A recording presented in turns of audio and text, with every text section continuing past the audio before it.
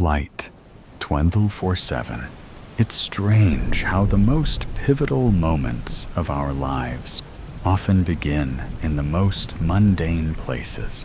For me, it's the cramped bathroom of Trans-Pacific Flight 1247, 35,000 feet above sea level, when the first tremor rips through the cabin.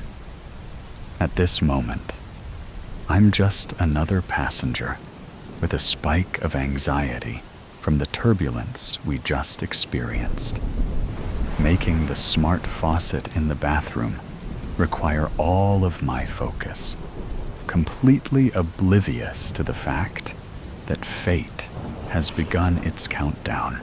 Why does everything always come down to timing?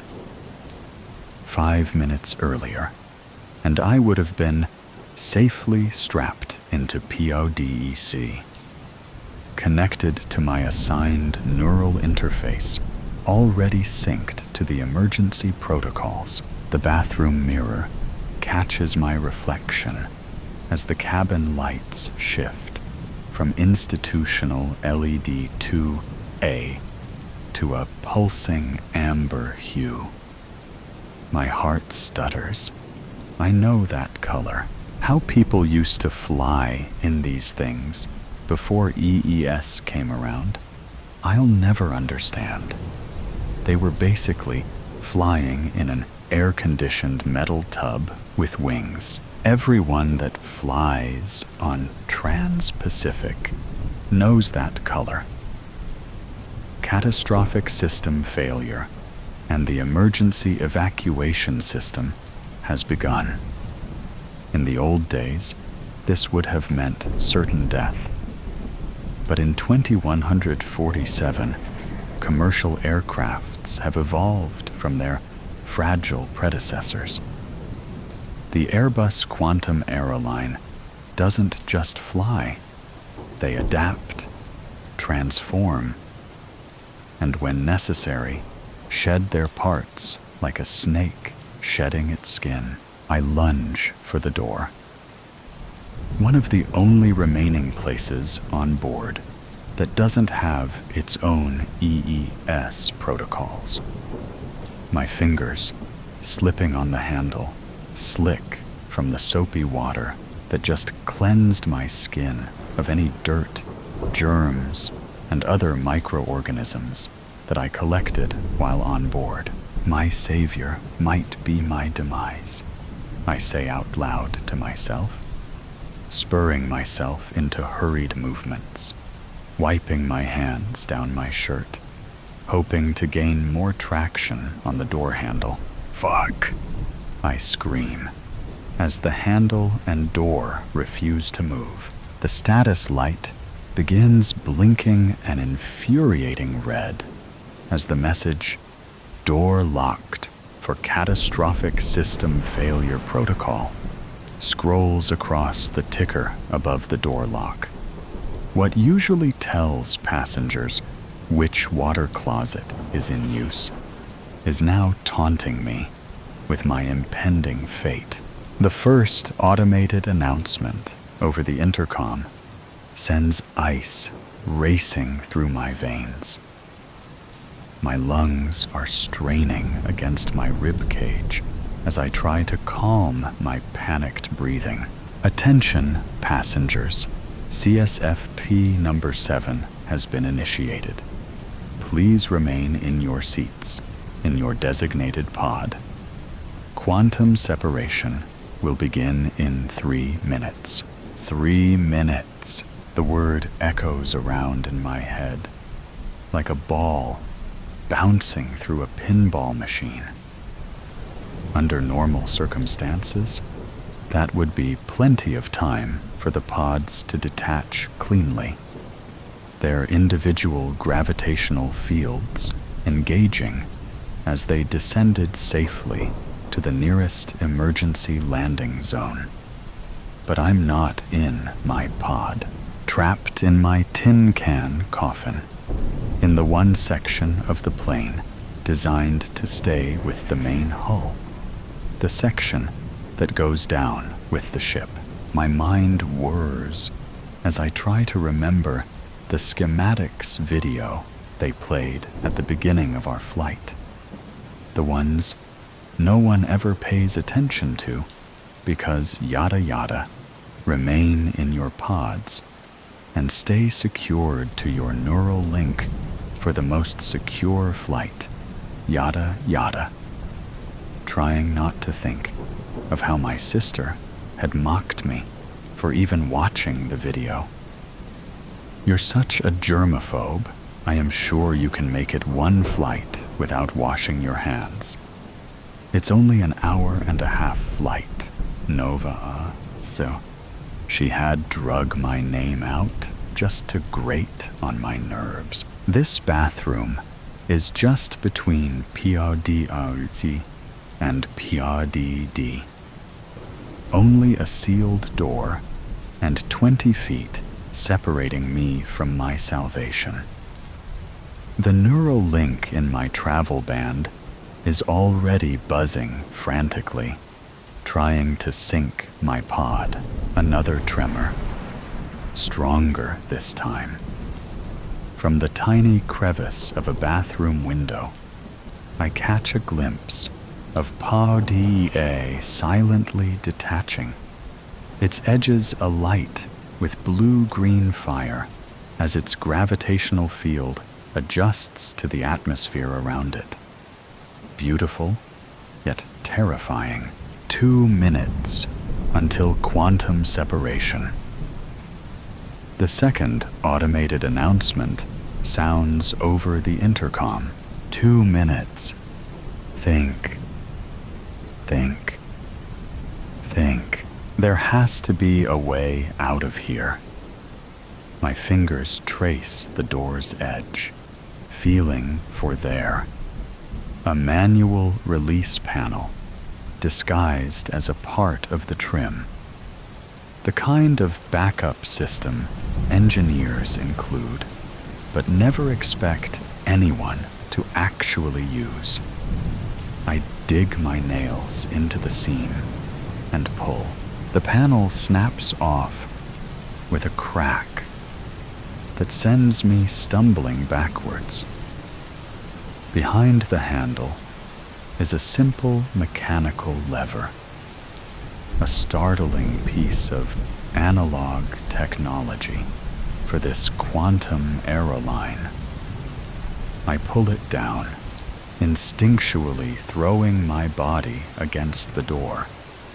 It bursts open with a pneumatic gasp, nearly sending me sprawling onto the floor. When my feet hit the smart polymer floor, I send up a silent prayer of thanks. The material has already started transforming, preparing for atmospheric re-entry, its texture shifting from a sleek, aesthetic design feature to a practical, high-traction surface designed for an emergency. In the distance, I hear the hydraulic hiss of PRD beginning its separation from the mainframe. That's when I see it. My salvation. Pudsey. I press my neural link band against Pudsey's access panel, desperately hoping it will override the security protocols. Each buzz from the band feels like a rock dropping in my stomach. It rejects me once, twice. The authentication failures flashing across the display screen in angry red letters. 1 minute until quantum separation. 1 minute until quantum separation. The automated announcement taunts me over and over again. Panicking, I run my fingers over the screen, looking for anything to try.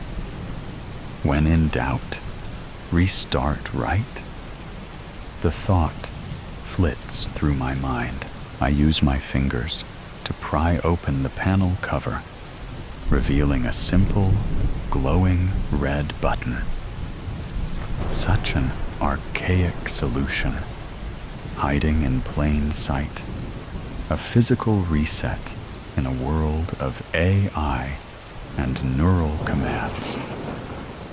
Slamming my hand against it, I pray to whatever gods might be listening that the oldest trick in the tech world will work one more time. 30 seconds until quantum separation. The announcement washes over me like a bucket of ice water. The walls of PODC begin to vibrate as the clamps begin to initiate their release sequence. The panel flickers from red to amber.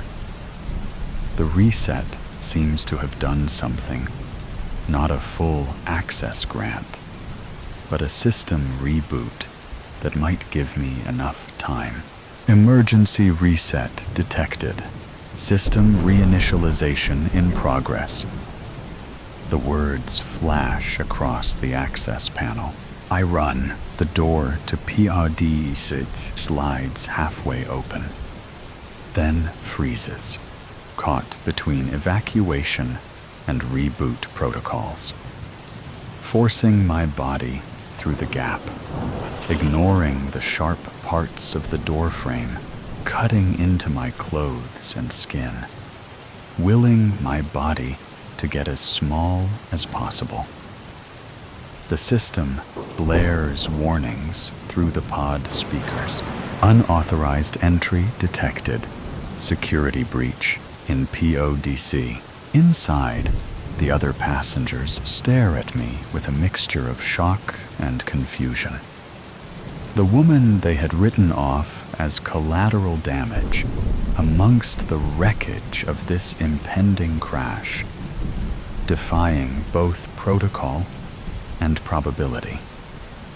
The flight attendant assigned to our POD makes to move towards me, then hesitates as another announcement cuts through the chaos. 10 seconds until quantum separation. I dive into my seat. The neural interface recognizes my presence as soon as my hand hits the armrest. The familiar tingle of the neural link washes over me as the pod's systems integrate my biometrics into their separation calculations. For a moment, I think I can feel the algorithms adjusting, compensating for my return. My body sags with relief as my harness straps me into the pod. Did I damn us all with my return? Wing woman. God, I hate flying.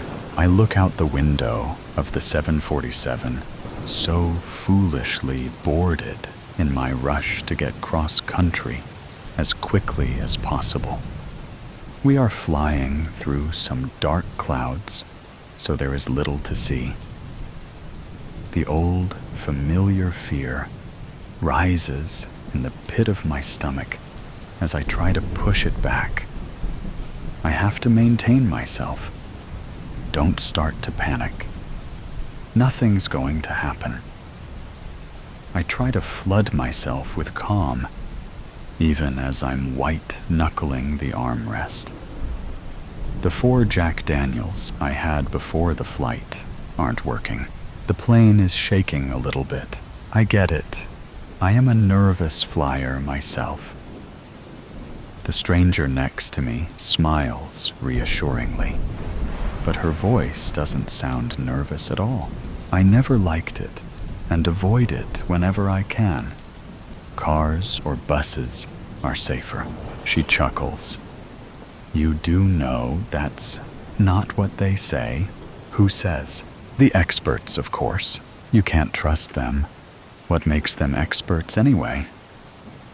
My face feels raw and flushed. Am I turning red? Well, they say flying is much safer than driving. Thousands dead every year from cars, but no fatal plane crashes in the United States for several years now. She's trying to calm me, but I've heard it all before. Don't believe a word. I know. I've heard all of that. But it just takes one plane to crash, and over 100 dead, just like that. What if it's this plane? I can feel it shaking. Is my voice trembling? I don't want her to notice and think I'm a coward. Hell, I am afraid. It's embarrassing for her to see it. Her face shows concern. Or is it contempt? I'm not sure. She's middle-aged, but still in good shape. And pretty. It's all right. Don't worry. Planes do all kinds of different things in flight. A little shaking is perfectly normal. I fly quite a bit, and no, you must think me a real loser for being so frightened, and you're so calm. Oh, I'm not calm, just a good actress. She teases. What's your name? Charles? But my friends call me Charlie. Well, Charlie, I'm Rachel. But my friends call me Rachel. She smiles and extends a slender hand because my hand is sweaty and a little shaky. I hesitate momentarily to return her handshake, but overcome my reluctance.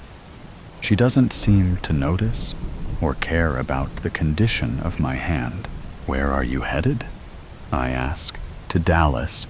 I have a job in marketing, so I do a fair amount of traveling, but I still understand the nervousness. Never feel quite calm till the plane touches down and stops moving. I can't tell you are nervous at all. Like I said, Charlie, I'm good at acting the part of a calm, cool, and in control flyer. Perfected the part, you might say. How about you? Where you headed? Family crisis. My mom is in bad shape, and I have to head to a small town about 100 miles outside of Dallas and get there quickly. Otherwise, I'd never be on this death trap. I smile, trying to make a little joke of my fear. Sorry to hear that, Charlie. I hope she gets well soon. So do I. But the doctors say the odds are against her. So this might be my last visit. I have to tell myself that as long as there is life, there's hope. God, I'm sorry. I lost my father about a year ago. It's horrible to go through.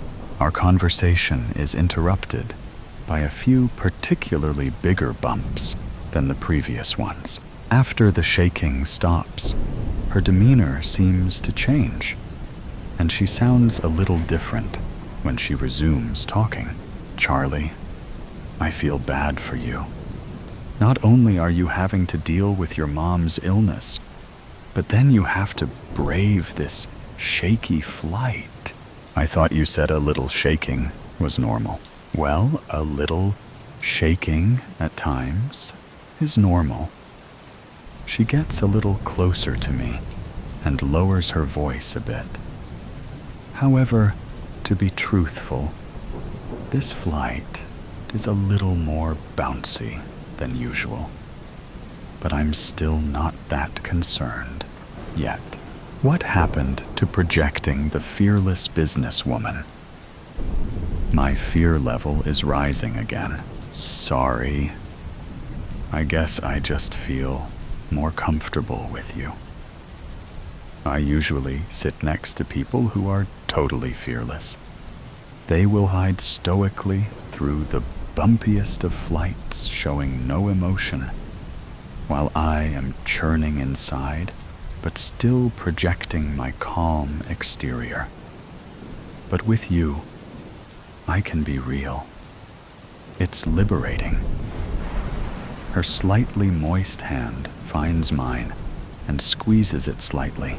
It's comforting to have a fellow passenger reveal her inner anxiety to me.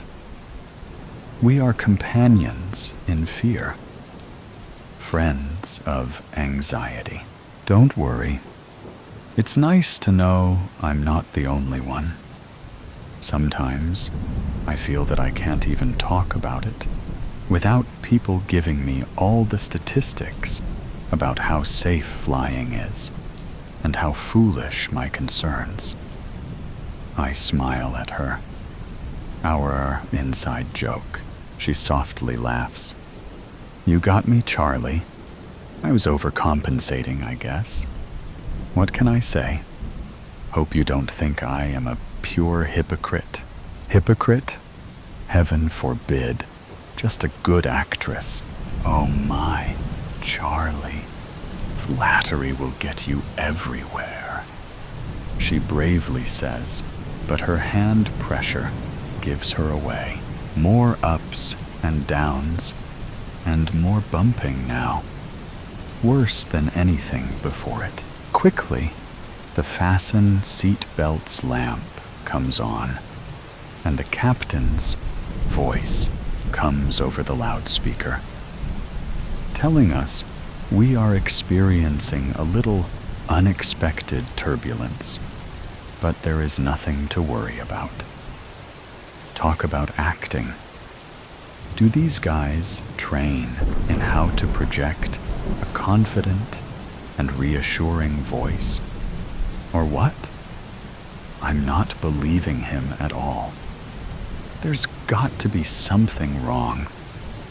Otherwise, why the seatbelt light and message from the captain? Why the ever-increasing bumping? The engines don't sound right at all. This isn't how engines should sound.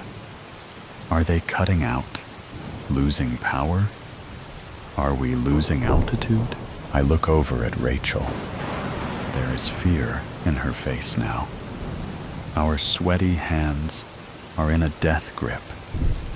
I'm so glad she's here with me. Gridlock of the mind.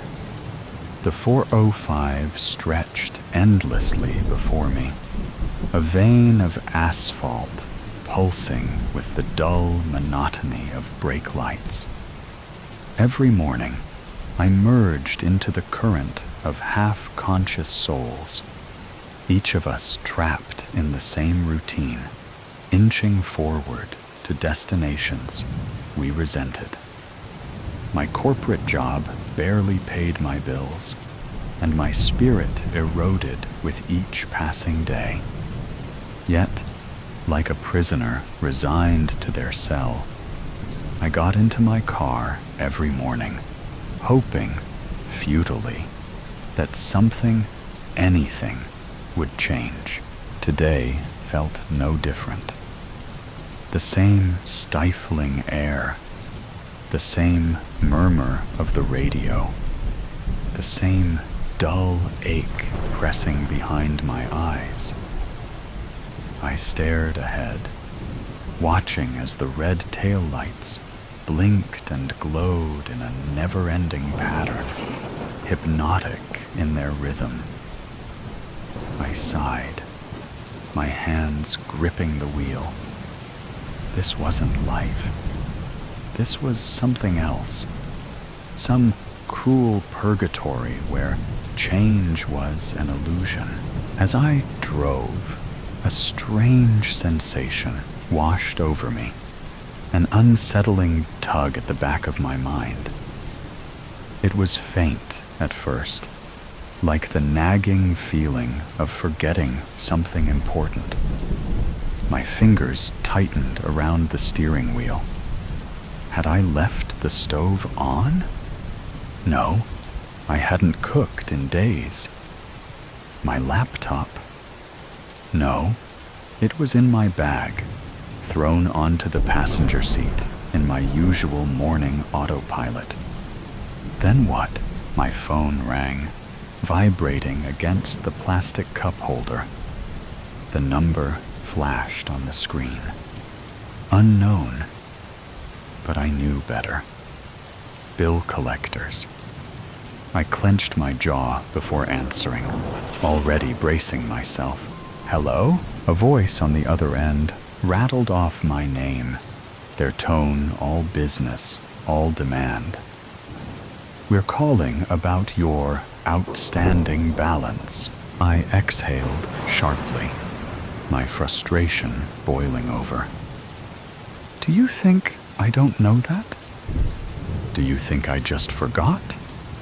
I'm sitting in traffic, wasting my life away every single day to make barely enough to survive. And you think I magically have money for you? Tell me, how am I supposed to pay you when I can't even afford to live?" Silence. A pause. Then the collector launched into their script again, as if my words meant nothing. I hung up. Hard. The phone clattered onto the seat, and I turned the music up. Loud. A mix of music and Spotify affirmations played in an endless loop. "You are strong. You are capable," a voice repeated. But the words felt hollow against the weight pressing down on me. I switched back to music, something loud enough to drown it all out. But after a few minutes, I found myself back on the affirmations, searching for something, anything that might stick. "You are in control of your life," the voice insisted. I scoffed, flipping back to music again. The bass thumped through my chest, rattling through my bones, drowning out the rage, the helplessness, the crushing weight of it all. I shook the feeling off and pressed forward.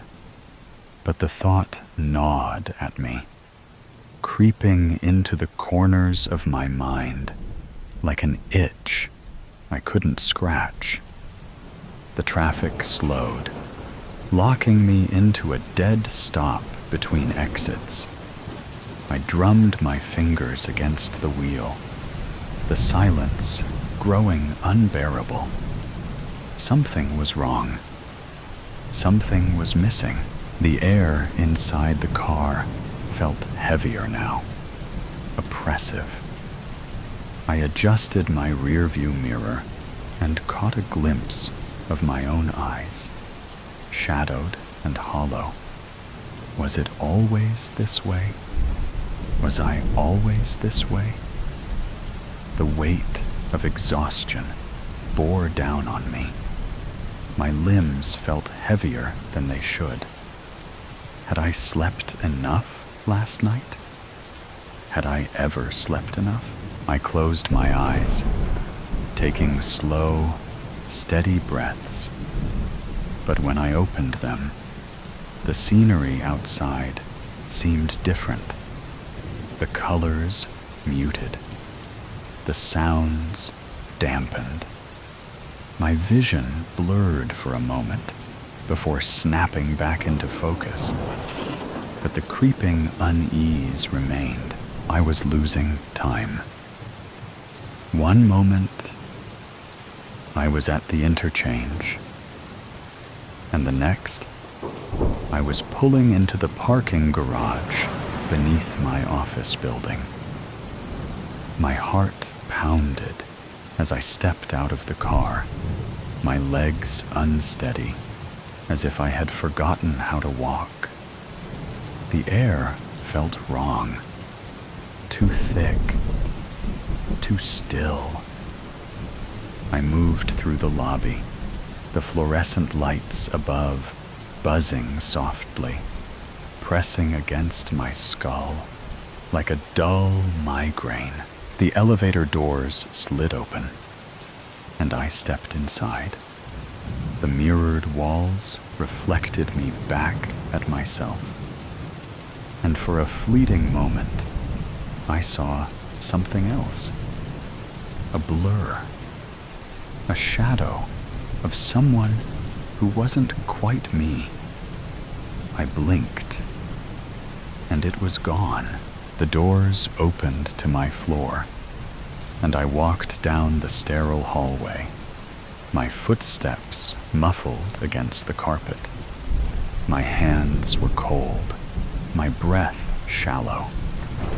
My mind screamed at me to turn back, to run, but my body moved forward, as if caught in the undertow of a dream. I reached my office door, hesitated, then turned the knob. The room was dark. The air smelled of familiarity, of something deeply personal. My breath hitched as I took a step inside, and the walls expanded, morphing, shifting. No, I wasn't at the office. I was home. My bedroom lay before me, unchanged and untouched, as if I had never left. My unmade bed, the half-empty coffee cup on my nightstand, the soft hum of the city outside my window. I stumbled backward, my heart hammering. How? I had driven here. I had spent an hour in traffic. I had been walking into my office just moments ago. I turned, reaching for the door, but when I opened it, there was no hallway, just the same road, the same endless stretch of the 405. My hands trembled as I turned back toward my room, only to find it dissolving around me, slipping through my fingers like sand. And then I was back in my car. Traffic had barely moved. The radio played the same mindless chatter, and the clock on my dashboard blinked mockingly. 7:45 a.m., just like it always was. I let out a shaky breath, gripping the wheel so tightly my knuckles turned white. My skin felt cold. My pulse raced. What was real? Where had I been? And then the realization hit me. I was late. I was still home, still in bed, still asleep. The panic rose, clawing up my throat as I fumbled for my phone, desperate to check the time, to wake myself up. But when I looked down, my hands weren't there. The car, the traffic, the drive, it wasn't real. I never left my bed. I was still dreaming, or living a nightmare, over and over. The Painter of Souls. It was the first time in 2 years that the group of friends had reunited for this trip. After many cancellations and unfinished plans, everyone had made an effort to make this outing a reality. They hadn't spoken much during the funeral 2 years ago, and it almost seemed as if their friendship would dissolve soon after. But through the video game chats they frequented, nostalgia and good memories rekindled the bonds that had weakened with the loss.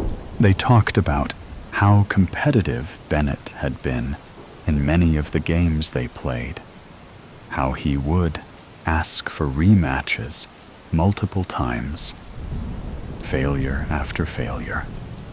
They spoke about how he would have wanted them to spend time remembering him, just like this, with laughter and anecdotes. The three of them went from contacting each other through video game chats to messaging on their phones and making video calls. "We should go on the trip," Arlo had suggested one day during one of their group calls. There was a long silence before Thiago said, "Do you mean—" "Yes," Arlo confirmed. "The travel plan Bennett shared days before." "Before what happened? Are you sure?" Roman asked. "It was his idea, and he was the most excited about it. We never understood what had motivated him so much to organize this trip. He wanted us to meet someone," Arlo said. "That's the only thing I remember." "Someone in the middle of the rainforest?" Thiago inquired. "Well, it was also a sightseeing trip around the city, and a chance to visit many of the famous archaeological exhibitions in the area. The museums, too," added Arlo, who had, in fact, graduated in art history. "And what about the person you said he wanted to find?" Roman asked. "I suppose we don't have enough information to look into that," Arlo observed. "That's why I suggest we take the trip in his honor and try to enjoy it as the four of us would have. You know?" "That's not a bad idea," Thiago said, encouraged. "I could use a holiday. I need to get out of here. An excuse to take a break from my business." "And when was the last time we traveled together?" Roman added. "Let's do it." Just like that, the three of them made their preparations for the trip on the following weeks. They looked up information about their destination and its tourist attractions, paid for their plane tickets, and agreed to meet at the airport 2 hours before the flight. On his way to the airport, Arlo had decided to stop by Bennett's house. He knocked on the door, and it was Bennett's mother who answered. The woman looked at him in surprise, but she immediately moved to hug him once she recognized him. "My goodness, Arlo, it's been so long. I wasn't expecting to see you after the funeral. Come in, come in." She invited him inside.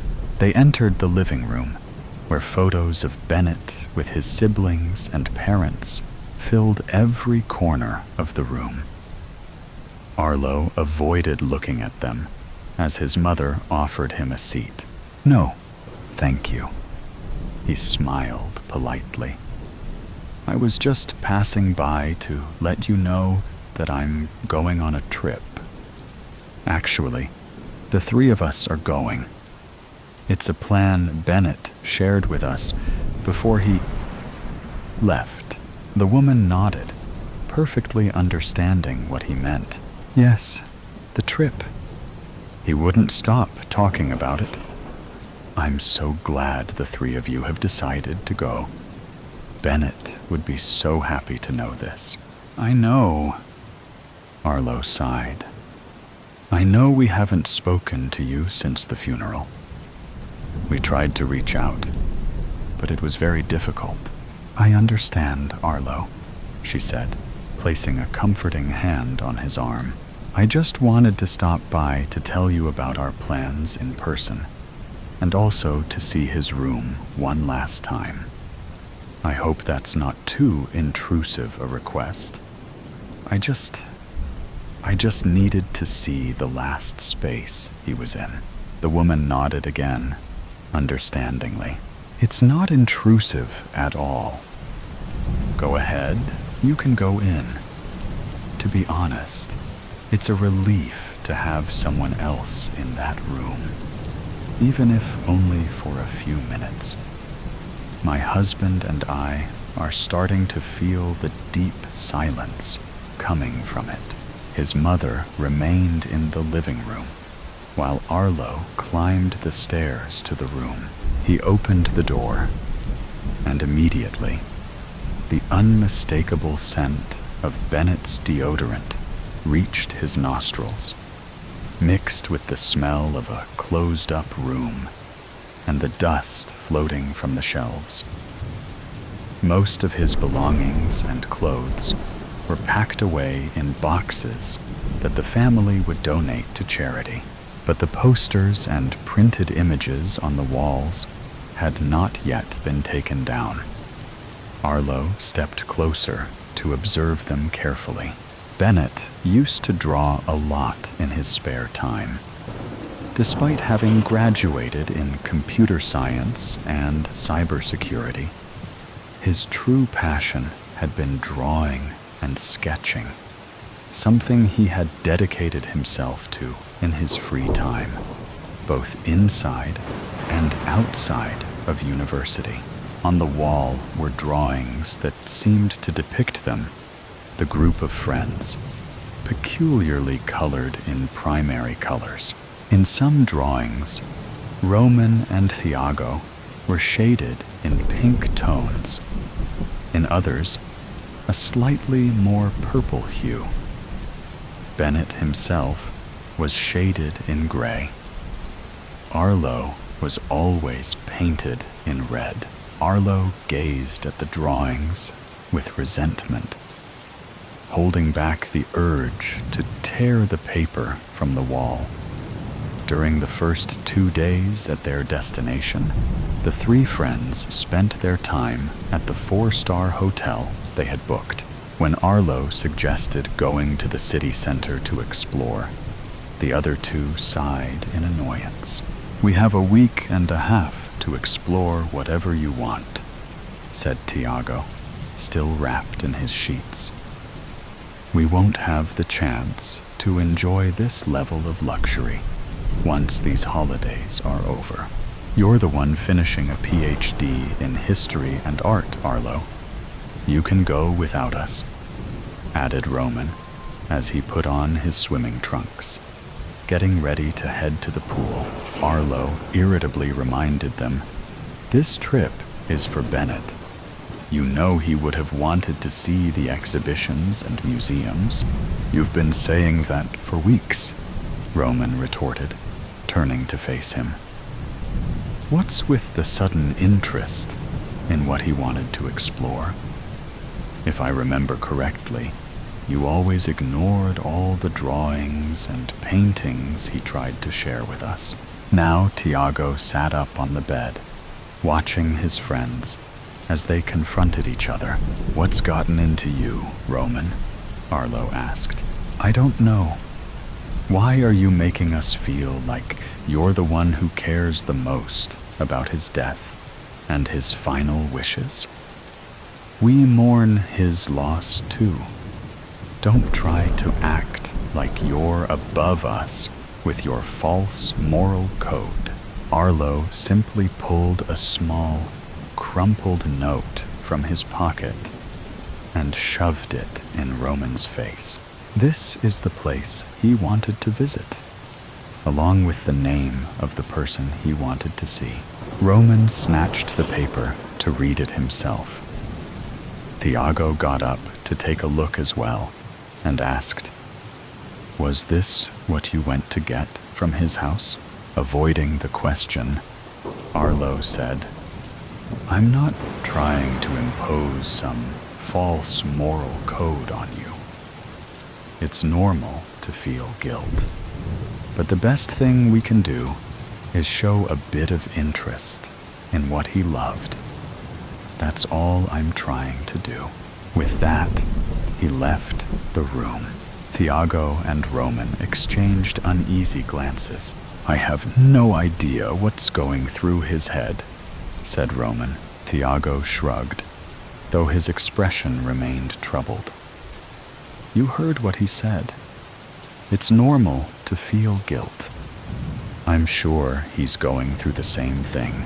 An hour later, the three of them made their way into the city, stopping by the tourist spots they had planned in advance. This time, however, the excitement they had initially felt for the trip was gone. A sense of impending doom loomed over them, and there was nothing they could do to dispel it. All of a sudden, What had been a journey in memory of their friend was being exposed as the farce they had tried to mask with that ridiculous excuse. The last place left to visit was the shop. It was an art shop. From the outside, it had that vintage aesthetic that attracted art lovers looking for something unique and different, something timeless, stuck in time. The three entered cautiously.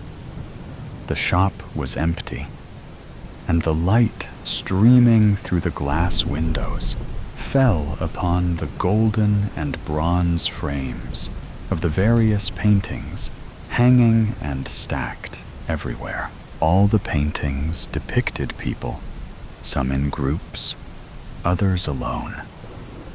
At first glance, they seemed like photographs, edited in different colors, but upon closer inspection, one could appreciate the hand-drawn strokes and the pigment of watercolors and oil paint.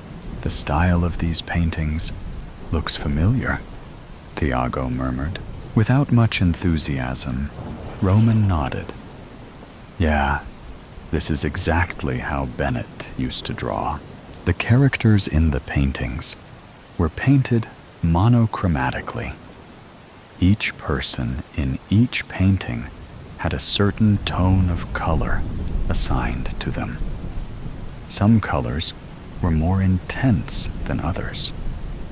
Background characters in landscapes or scenes were usually depicted in different shades of gray. In portraits, many were also colored in gray.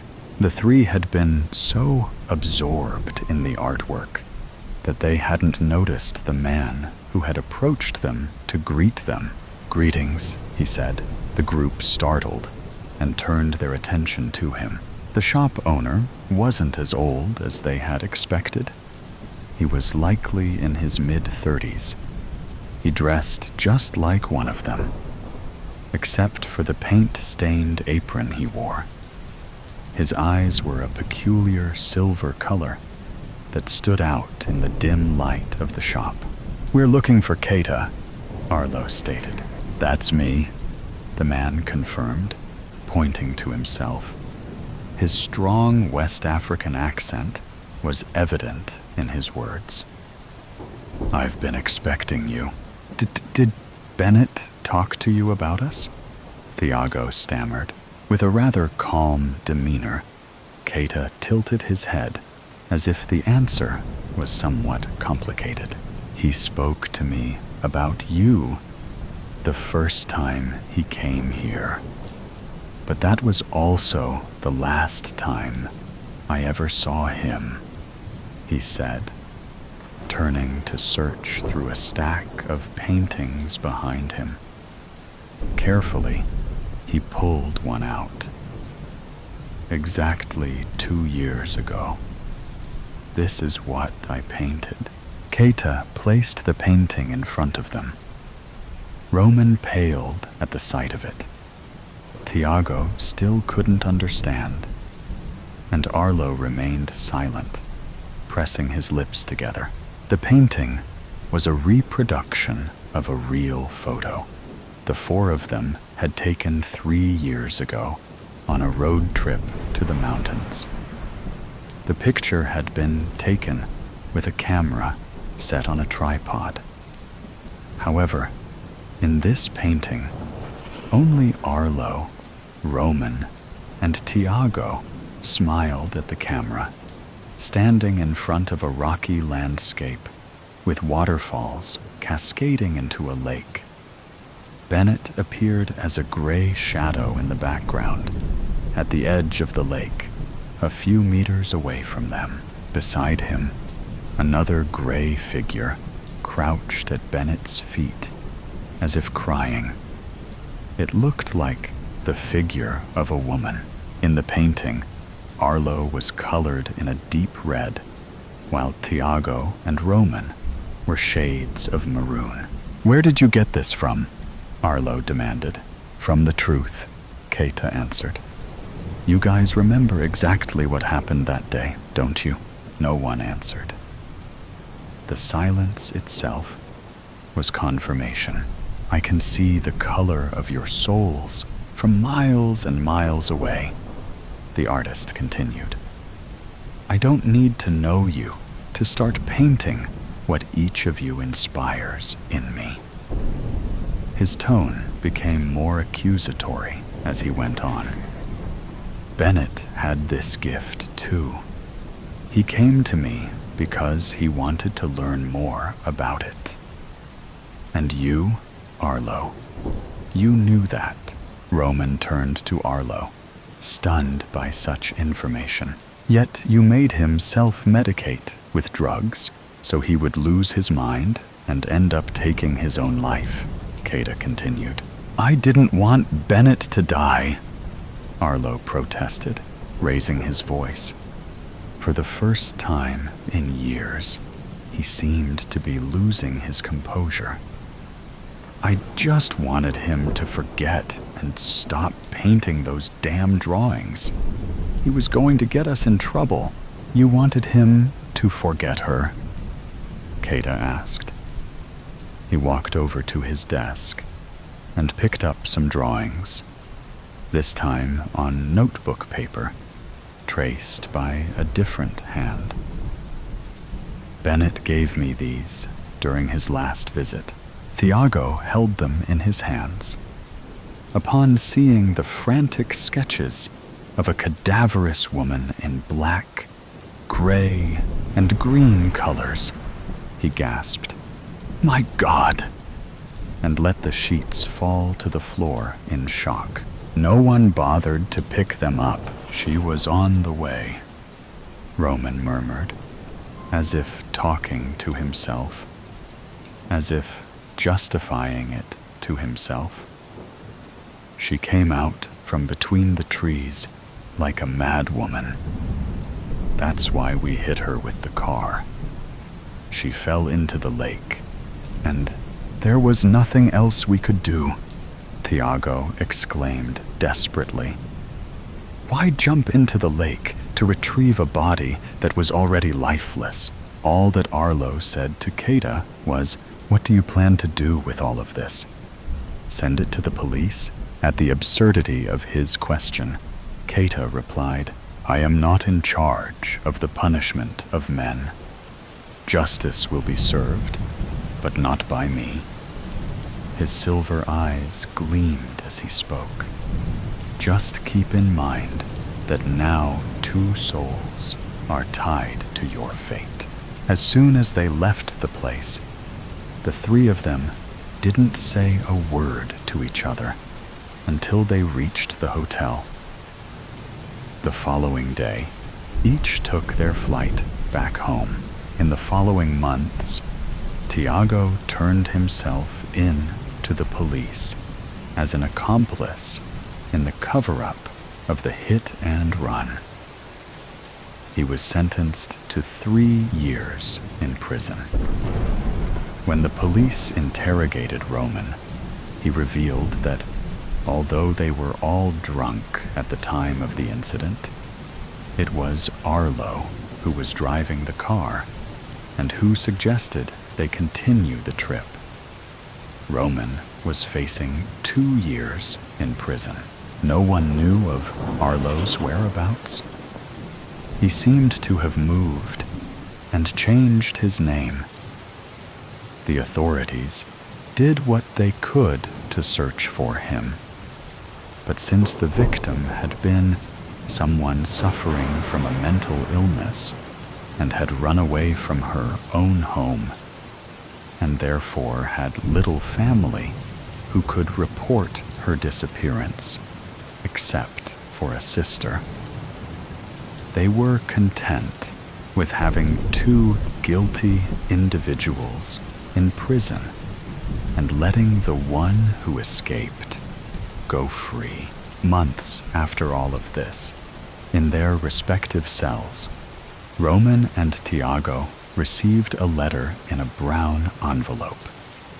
The letter consisted of a pencil-drawn illustration showing Arlo drowning in a lake of skulls. The lake was the only part painted in a deep red, like blood. Angry Highway by Stephen Scott. Get the hell out of the way. Jerry made sure to honk twice at the fellow in the fast lane. The car moved over slowly. He moved closer to the man's bumper and flashed his headlights. Come on, stupid jerk. David clutched his armrest, trying to hide his fright. Jerry, calm down. He sped past the car, glancing over at the elderly man. What? You siding with that idiot? He was blocking the passing lane. David, hoping to dodge the blunt words of Jerry, countered with a calm voice. Well, you're almost 15 over the limit. Jerry glared at David sternly. I'm the professional here. The trainee sighed, revealing his agitation. Do you want to ride with me or not? Not liking the hostile tone, David sighed. I just want to learn the procedures. Jerry set the steering wheel between his legs, reached inside the bag, and pulled out his hamburger. He ate it, then glanced at his newspaper. David somehow hid his panic, reached over, and took hold of the steering wheel. What the hell is wrong with you? Jerry asked through his bites. Just helping you out. I don't need your help. I do this all the time. David released his grip, fought his own irritation at Jerry's tone. David was the new guy and wanted a job, and certainly didn't want to piss off his trainer. He found a neutral subject. So, how long does the route take you? Some days it's longer, Jerry said between chews. Some days I have to go to Weatherford or Mount Vernon. It depends on what the physicians in those towns need. It's pretty easy. I listen to the radio a lot. Eat when I need to. Take a dump when I need to. Seems like a lonely job. It can be. He put down the food and paper and braked as he approached a slow truck. The highway reduced to 2 lanes, taking away a safe way pass. Move it, jerk. It moved to the right slightly, but Jerry could not see around it. The truck slowed. Move over, dipshit. Jerry pushed on the horn heavily. I can't see. Although he saw a hill, he decided to go anyway. Pulling completely in the oncoming lane, he revved up the engine. A sports utility vehicle emerged in front of them. He sped up more, determined to get back over in front of the truck. The SUV slightly moved to the right while honking. Jerry accelerated his small pickup. Shit, David whispered. He clutched the handle above his window as everything in his chest froze into a block of ice. Jerry zipped back to his lane with seconds to spare. Hearing both trucks honk at him, he stuck one hand out the window and extended his finger. Jerks, he mumbled. David clutched his chest, breathing heavy. Jerry, you may have been doing this a long time and used to pulling stunts like that. If you want to play with your life, that's fine. But you're also playing with mine. What? It's their fault? The SUV or the truck should have pulled over or slowed down. There's no shoulder. Their argument was lost in a high-pitched sound. A glint flashed across the rearview mirror. It happened again. The noise and flashes increased, as if gaining on them. The unassuming SUV had donned lights and sirens. The flashing red lights from inside the cab looked angry, and the flashing headlights played a game of gotcha. Jerry cursed and slowly pulled over. The window slid into the door, and Jerry glanced back at the highway patrolman. "License and registration, please." He handed both to the patrolman. "You don't have anything better to do?" The patrolman's head snapped up from examining the documents. "Sir, wait here while I check on something." He rolled the window up to guard from the Texas heat. "I can't believe this guy. I can't believe you," mumbled David. Both sat quiet, letting the air conditioning keep them cool. Eventually, the patrolman returned. "Sir, you've had 2 moving violations in the last 18 months. I'm citing you for reckless driving and improper lane change." "What?" Jerry exclaimed. "I can't believe this crap." "Sir, according to my radar, you were doing more than 20 over the limit. You made a lane change with a solid yellow line and within a quarter-mile of a hill. You endangered my life and the life of that trucker." "I ought to throw this ticket away," Jerry said, while shaking it in the patrolman's face. "I'd then have to cite you for littering. Drive safely, sir." Jerry rolled the window back up while putting the ticket in his visor pocket. With the window cracked, he had to get in the last word. "Asshole." He stewed at the patrolman while driving away. As the sun set behind him, it seemed to cool his temper until they reached Fort Worth. Jerry stayed in the passing lane, honking at anyone traveling too slow and making abrupt lane changes. Almost to the office, he sailed through 2 red lights. He stopped when a car in front of him stopped for the traffic signal. As soon as the light turned green, Jerry honked. "Move it, dipshit. It's green." Reaching the office, he took the documents inside and turned them into his boss. He showed David the proper techniques for checking the documents in and checking out for the day. "So that's the life of a courier. What do you think?" David stepped close and stared at Jerry angrily. "I may be new here, but you were downright reckless and unprofessional today. I'm willing to keep this between you and me today. But if I ever hear of you acting like this again or see it, I'll go straight to the offices about it." Jerry laughed when David turned and walked away. What does he know? I'm a good driver. I'm a professional. It was their fault. Pushing the accelerator hard, Jerry passed the slow driver. "Jerk," he said while honking. Still angry about David's tirade from yesterday, Jerry tried to imagine how he could have handled the situation better. "I should have told him I've been driving courier for 10 years, and he should keep his mouth shut, or I'll shut it for him.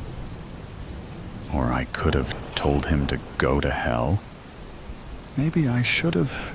His mind snapped to attention when seeing another slow-moving driver. Glancing at his speedometer, Jerry noticed he traveled nearly 90. What is today? Everyone drives slow today? Asshole, he yelled while passing the car. Hearing a horn, he saw the car in the oncoming lane. Accelerating, he zipped back into his lane with a few seconds to spare. A yawn deflated Jerry's ire. The sun started to drop in the western sky, taking away the gale force winds. For a split second, the beautiful orange glare took away his temper. The highway seemed lonelier today. He actually missed David in the car. Occasionally, he did train a new driver, which was something he enjoyed. His stomach moaned. Jerry sped faster, wanting to get to a restaurant in the next town, then drop off the last bit of pharmaceuticals, then head home. The car seemed relieved as well when the engine stopped. Stretching his back and arms, Jerry tried to awaken his stiff, atrophied muscles. Popping his joints, he looked forward to a nice meal. Sitting at his favorite booth, he did not even glance at the menu. The familiar waitress appeared. Somewhere between fit and heavy, she had aged gray eyes that had plenty of wisdom, but mostly from hearing stories. Her wrinkles disappeared in a smile, giving off a pleasant light. It was the typical small-town cafe waitress who had the friendly ear and subtle wisdom. "Hi, Jerry." "The usual?" "Hey, Diane." "Yeah, the usual." "How's the job?" "Boring as ever. Picking up piss, drugs, and lab tests. At least all the idiot drivers make it interesting." She smiled while filling out the ticket. "It'll be out soon, hun." Jerry sighed, dreading the 2-hour drive back to Fort Worth. Damn dipshit drivers. Not all idiots. Jerry looked at the old man who sat in the booth next to him. Was he there before? They all can't be idiots. Grandpa said, if you meet one idiot a day, you met an idiot. If everyone you meet is an idiot, you may be the idiot. He was right, you know. Anger's no good. It leads to prisons and a terrible lot in life. The darkness almost hid the distinguished wrinkles and tired eyes. A red, faded ball cap had Stan's Trucking stenciled on it. I used to be on the giving end of anger. Now I receive it. Constantly. Perplexed, Jerry wondered why a man whose voice had so much wisdom also dripped with sadness. "It's a lonely life," the man said, "but it's my lot. I'll take it, though I hate it." Jerry hunched his shoulders. "Hate what?" "Ever since..." The man shook his head, unable to finish his sentence.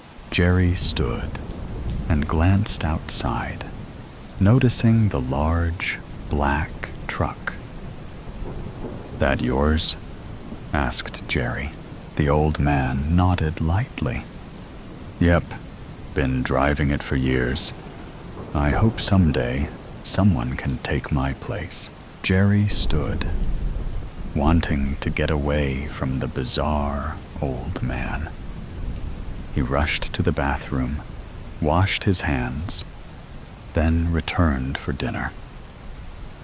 "Good," Jerry mumbled, glad the old man had left. Glancing out the window, the truck was also gone. The waitress finally returned with dinner. "So, Diane, what's with the old coot who was in that booth?" Debbie narrowed her eyelids. "Old man? The one in that booth there," Jerry said, pointing at it. Debbie put her hands on her hips. "I haven't sat anyone in that booth tonight." Jerry looked towards the other booth, wondering if he perceived the sitting arrangement correctly. No. A woman and her child sat there, and he remembered them. He pointed outside. Remember, his cap said, "Stands Trucking." "Wait a minute," she said disdainfully. "The old man with the Stands Trucking ball cap?" Jerry nodded, finally taking a bite of his steak. Her voice changed, with a mixture of eeriness and joviality. "Ooh, honey, you've seen a ghost." "I don't believe in ghosts. Legend has it, a guy named Stan disappeared on this highway about 20 years ago. His truck had this route to Abilene, but truck and driver disappeared. No one ever found him or his truck." Jerry shook his head. "No way. The guy was here. Probably a new guy for Stan's Trucking." "Well, if he was here," said Debbie, "he stiffed a check and my tip. And I didn't have to bus the table." Jerry shook his head while finishing his meal. A large semi sped by, spreading the dry Texas dirt behind it, along with the carbon monoxide. Jerry coughed. Wiggling his keys, Jerry unlocked his small pickup and got in. The last delivery. Finally, he could go home. 2 more hours, then a weekend of rest and recreation awaited him. His wheels launched him onto the lonely, dark highway. Darkness spread in front of him, while the sun's light faded behind him. Jerry's eyelids felt heavy. Too much to eat, he thought. He slapped himself and turned on the radio, trying to wake himself. After singing a few bars, he yawned, preventing any distinguishable lyrics. Quickly, he switched it over to a talk radio station, hoping the host might stir some thought to stay awake. No. The eyelids tried to shut. He jerked his head up and opened his eyes wide. As soon as he finished, they tried to shut again. He snapped his head to attention, hoping to stave off sleep. The right side of his truck vibrated heavily, jarring him awake. Quickly, he pulled off the rumble strip and back into the lane. Shaking his head, he remembered a rest stop about 40 miles down the highway. He hoped to make it. His head dropped again. Jerry's eyes blurred. As his vision narrowed, his mind relaxed, anticipating blissful sleep. Almost there, unable to fight it, his eyes closed. A loud honking noise jolted Jerry awake. Cursing, he pulled his head up and cursed loudly. What the? Headlights closed in. Too bright and too close. They almost blinded him. Back off, jerk. Fully awake now, Jerry saw his speed near 85.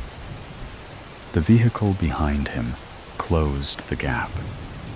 Able to flip the rearview mirror, he sped up, trying to gain some distance. The truck continued to remain close, as if taunting him. "I said," Jerry said, while tapping the brakes. "Back off." The loud horn almost hurt his ears. It sounded 3 or 4 times. The truck closed the gap again. "What the?" Jerry said, while flipping off the driver. He hoped the driver of the vehicle could see him. The loud honking started again, jarring Jerry's eardrums. He wanted to cover his ears, but he feared taking both hands off the steering wheel with this maniac behind him. Seeing the small shoulder, Jerry pulled to the right. He ignored the annoying vibrations from the shoulder grooves. "Okay," he said, while slowing down. "Go ahead and get around me."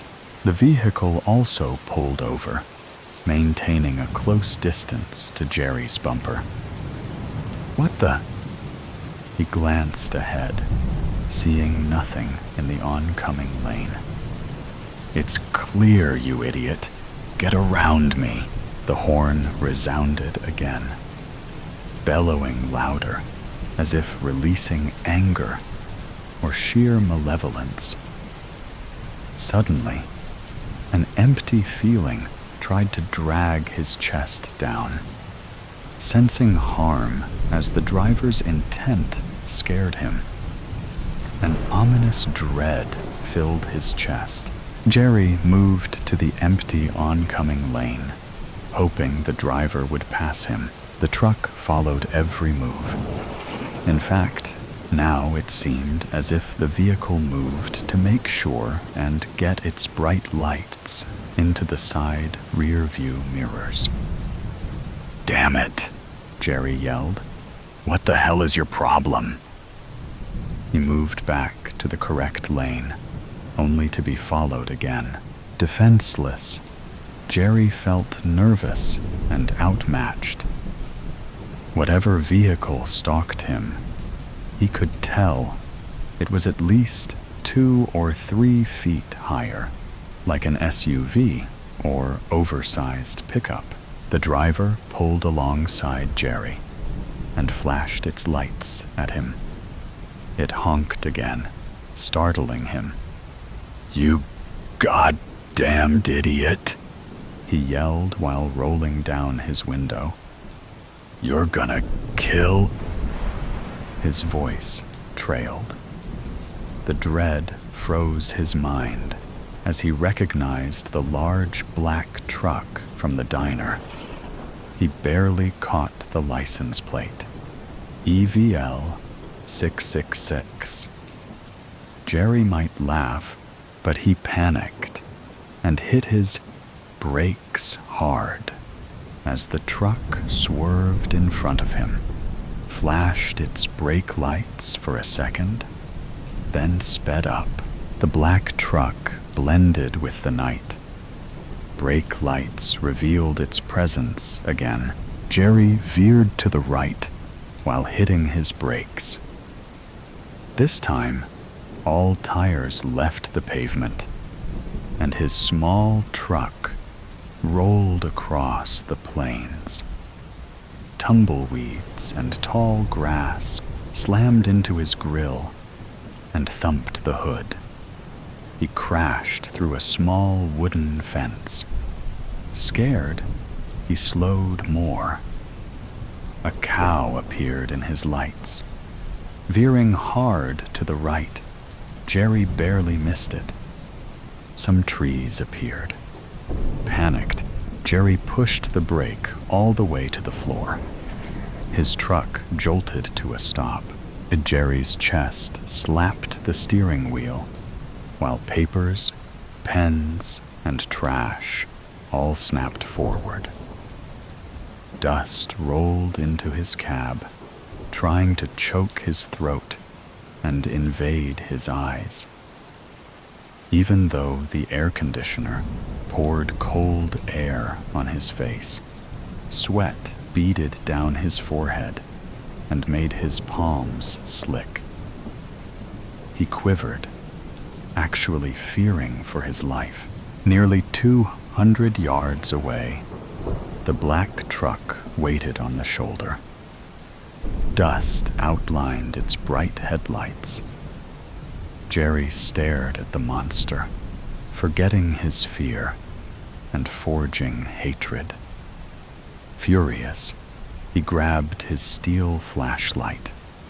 Clutching it tightly, he imagined pounding the driver's head until it turned into a bloody pulp. "You goddamn jerk," he said, while gaining anger with every step. "Get out of the truck!" The horn sounded, slightly startling him. "I said, get out of the truck," he said, while hitting the hood with his flashlight. The horn wailed again. "I said," Jerry said, reaching for the door. "Get out of..." The door opened. Fiery eyes leapt at Jerry. The mouth, lined with disfigured, randomly sharpened teeth, howled loudly. Cold, shadowy arms extended and tried to grab him. Jerry slammed the door and fell backwards. Panicked, he jumped up and rushed back to his truck. The shrill horn sounded again, leaving behind a cold, dreaded fright. In a full run, he got back to his car, slammed the door shut, and rolled up the window. "You can't get away from him." Jerry shined the light at the old man. "What the? Who are you? What's going on?" The old man looked as if he was about to cry. "I'm sorry, but he's letting me go, and he needs a new driver." "Get the hell out!"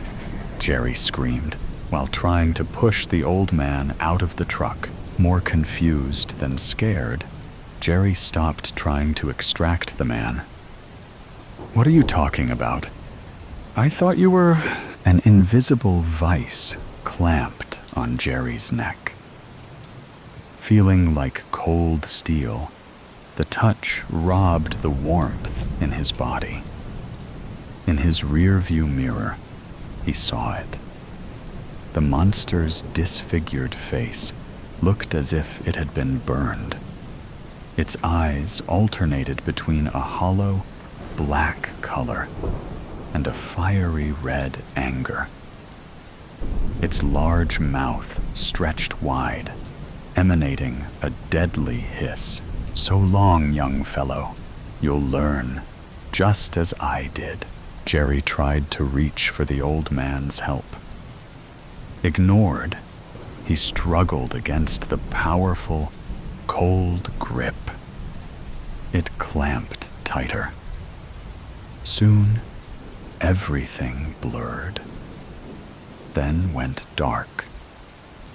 David stared at the long, forgotten highway while yawning. The road stretched endlessly, fading into a blur in the far distance.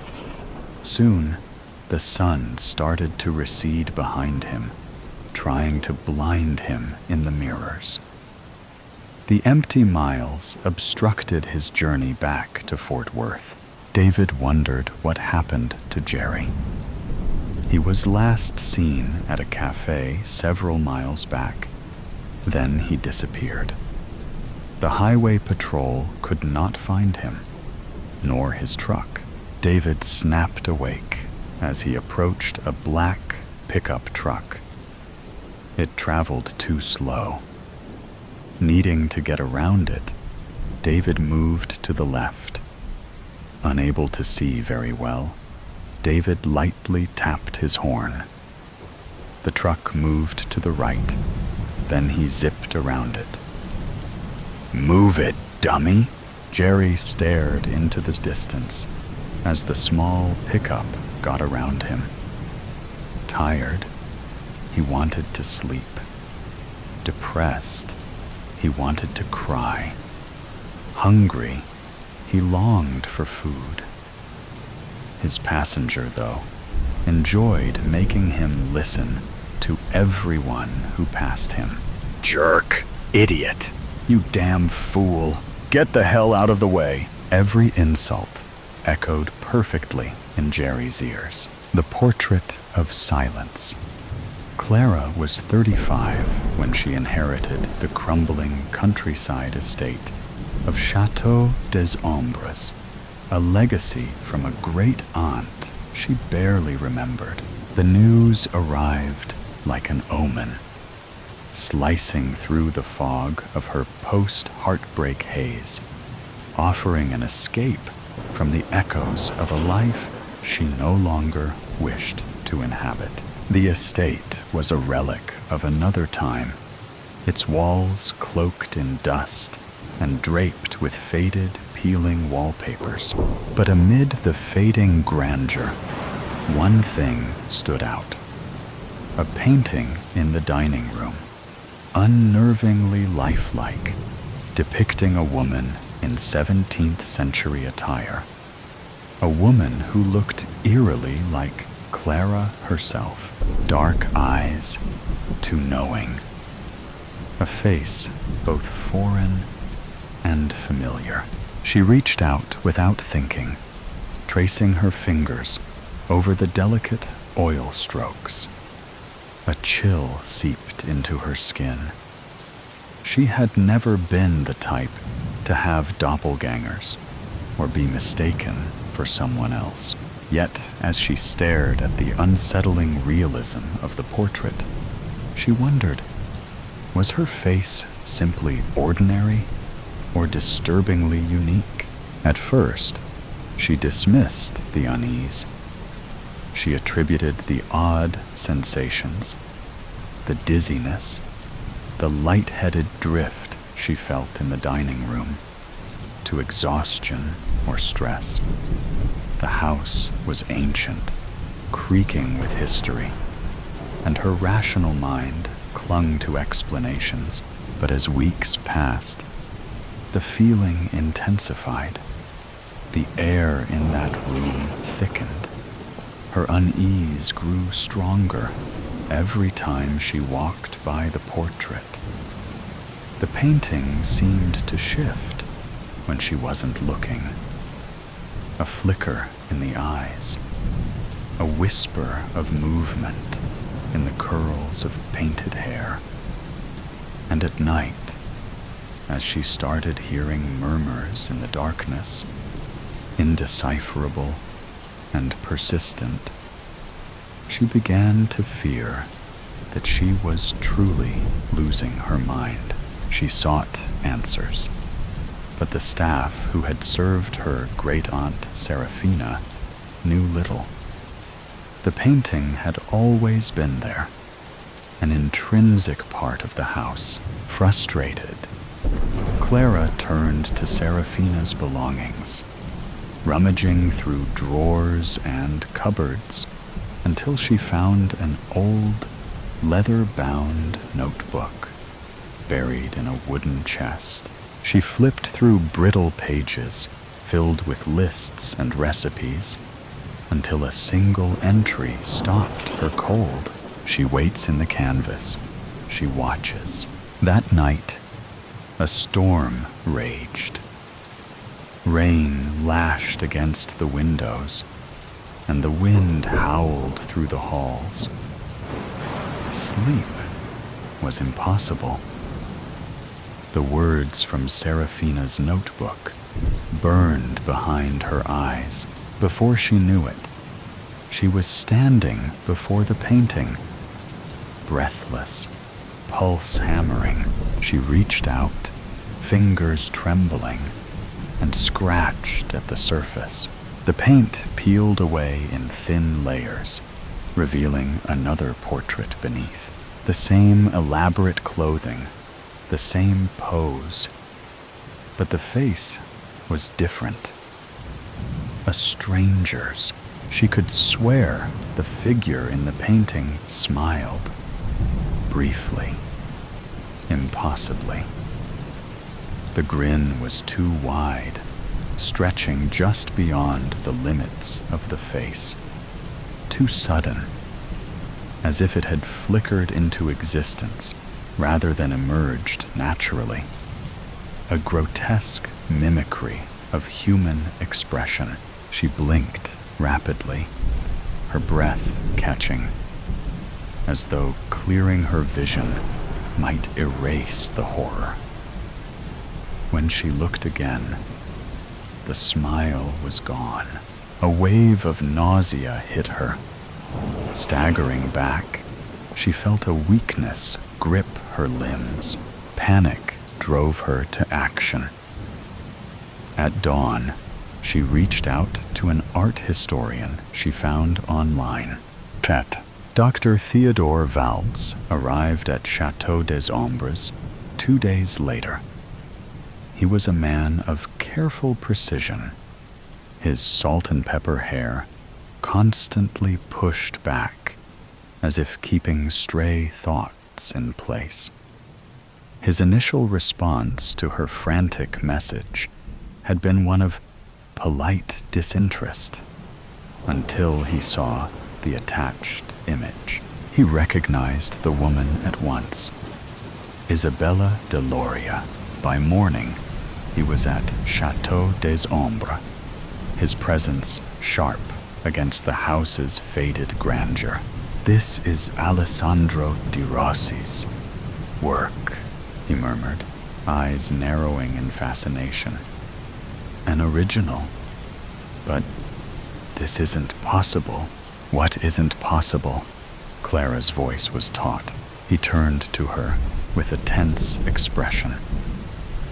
Isabella was the only daughter of a powerful aristocratic family from southern Europe. She was painted by nearly all the great artists of her time. She was around 14 when she first posed for a portrait and vanished at age 22. No one knows exactly what happened to her, though there are many tales. But here, he continued, she looks older, much older. Clara led him to the torn fragments of the topmost layer, revealing the face that had been painted over. She looked a lot like me, she whispered, words feeling absurd even as she begged them. Her voice wavered, caught between disbelief and a creeping certainty she wished she could ignore. Dr. Valdes exhaled sharply. The painting was altered, but why? And by whom? As they dug into history, the truth unfurled like a nightmare. The tale of Isabella's disappearance had long been attributed to a commoner's obsession. A man who had watched her from the shadows, consumed by an infatuation that festered into madness. When she refused his advances, he took her. She was hidden away, tortured, broken. Then she vanished. Her body was never found, Dr. Valse said, running a hand through his hair. But if this painting was done later, if Didi Rossi painted her again, aged, changed, then... He hesitated. Then he must have known what became of her, Clara finished. Days of relentless research followed.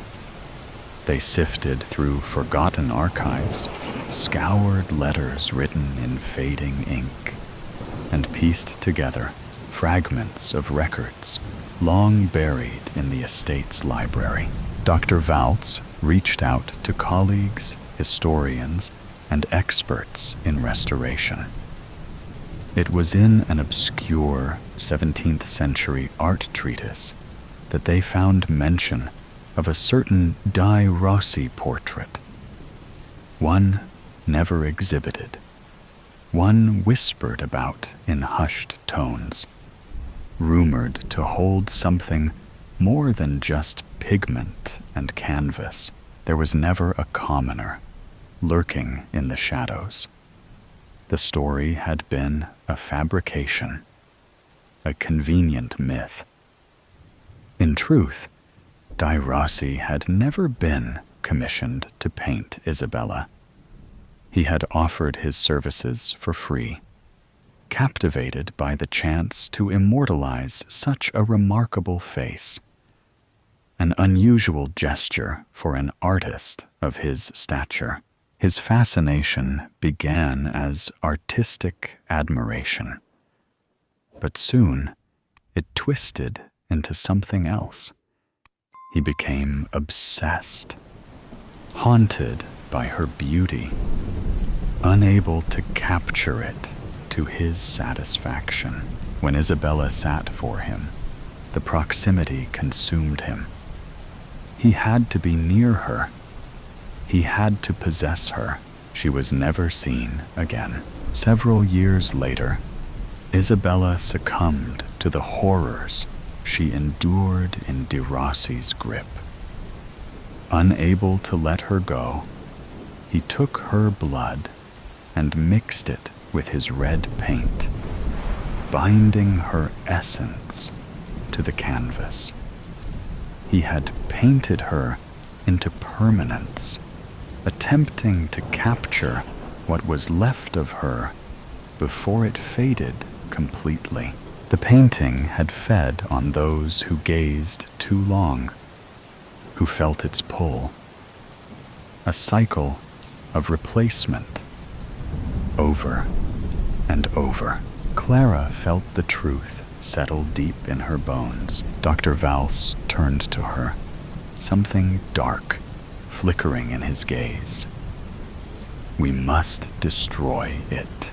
They worked beneath the shroud of midnight, the flickering firelight casting restless shadows against the walls. The painting resisted, its surface trembling, as if something within fought desperately to hold on. Flames licked at the edges, hesitating, as if repelled. Then, with a sudden burst, the fire consumed the canvas, curling the centuries-old paint into ash. A wave of energy rippled through the room, dense, suffocating. And then, a scream, high, raw, inhuman, tore through the air, reverberating through the walls before fading into an eerie silence. Silence. A faint shimmer lingered in the air, barely perceptible, as if resisting the finality of destruction. For a fleeting moment, Clara thought she saw the embers pulse. Not with fire, but with something else she couldn't explain. The house exhaled. The weight pressing against Clara's chest lifted. When the last ember died, only ash remained. Turn. Leah and Dave arrived early at Château des Ombres, barely containing their excitement at finally purchasing their dream home. By the time the real estate agent arrived and began unlocking the heavy front doors, they had already taken in the surrounding land, giddy with possibility. They had heard about the disappearance of the previous owner, a woman named Clara. The house had been unoccupied since. Eagerly, they explored the dim hallways, the grand staircase, the candlelit chandeliers. Then, In the dining room, they stopped. There, above the fireplace, hung an old portrait. A woman in 17th century attire, hands folded neatly in her lap. Her eyes were dark and deep, her expression impossibly lifelike. Leah frowned, tilting her head. Something about the portrait unsettled her. Not fear, but familiarity, a strange tug in her gut, a whisper of recognition just beyond reach. That's strange. She looks a bit like... She stopped, heart hammering. How exquisite. The woman in the painting did look a lot like Leah, they both agreed, and for the briefest moment, she swore she saw the lips part, forming a sudden, unnatural smile. Behind them, the door clicked shut. Cornflower blues. It always came at night. That night was no different in that respect. I had heard it lumbering around outside as the sun disappeared from the sky. The sound of scraping metal as it circled the house. I had always fought the urge to look directly at it, instead only catching glimpses of it in the shadows. If I focused, I could shuffle it to the back of my mind like a deck of cards.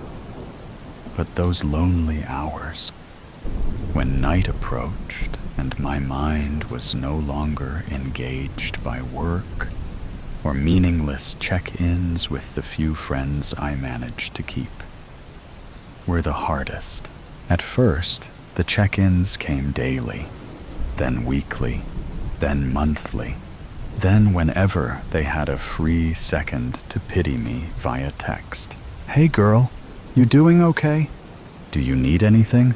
I don't think any of them would have known what to do had I answered yes. I couldn't blame them though. Life goes on. For some people, at least.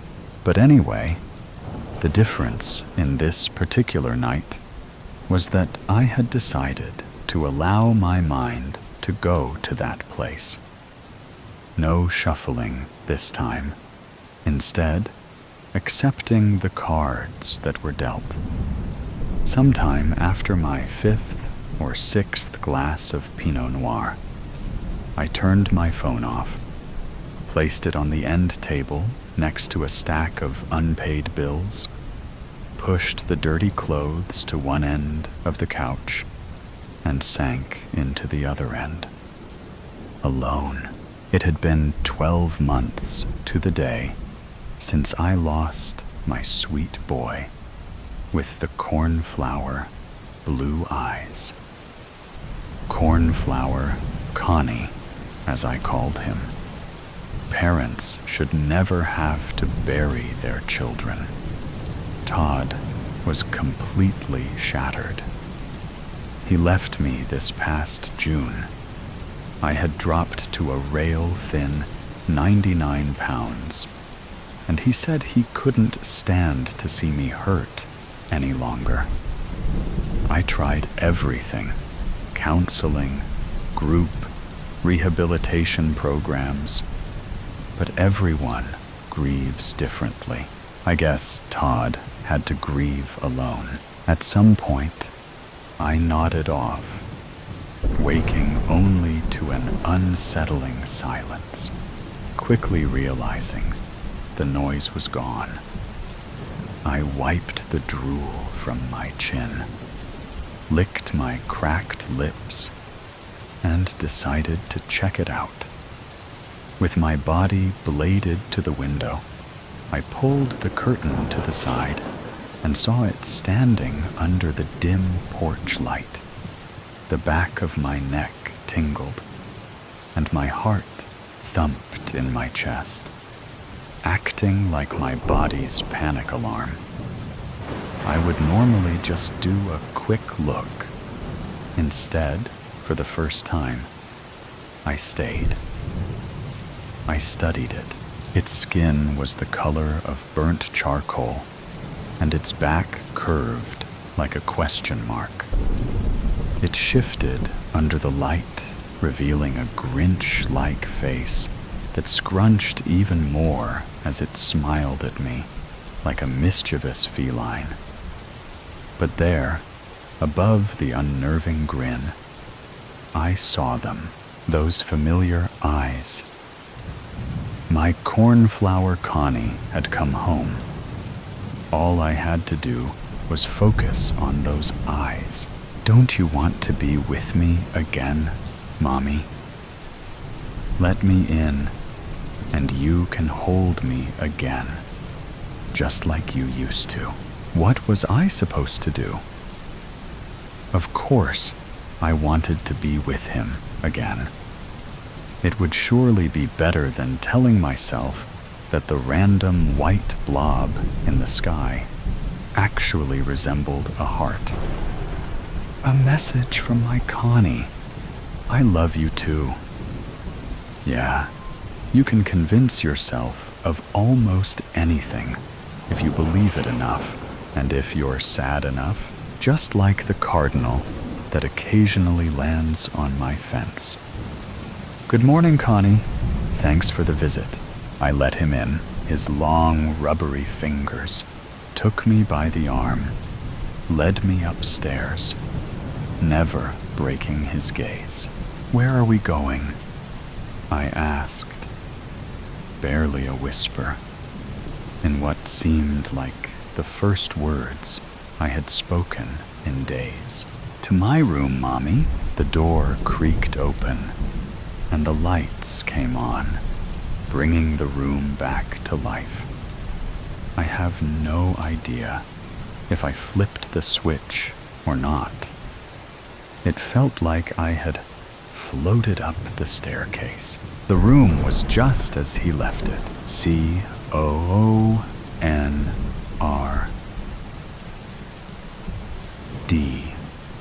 colorfully stenciled on the blue wall above his big boy twin bed.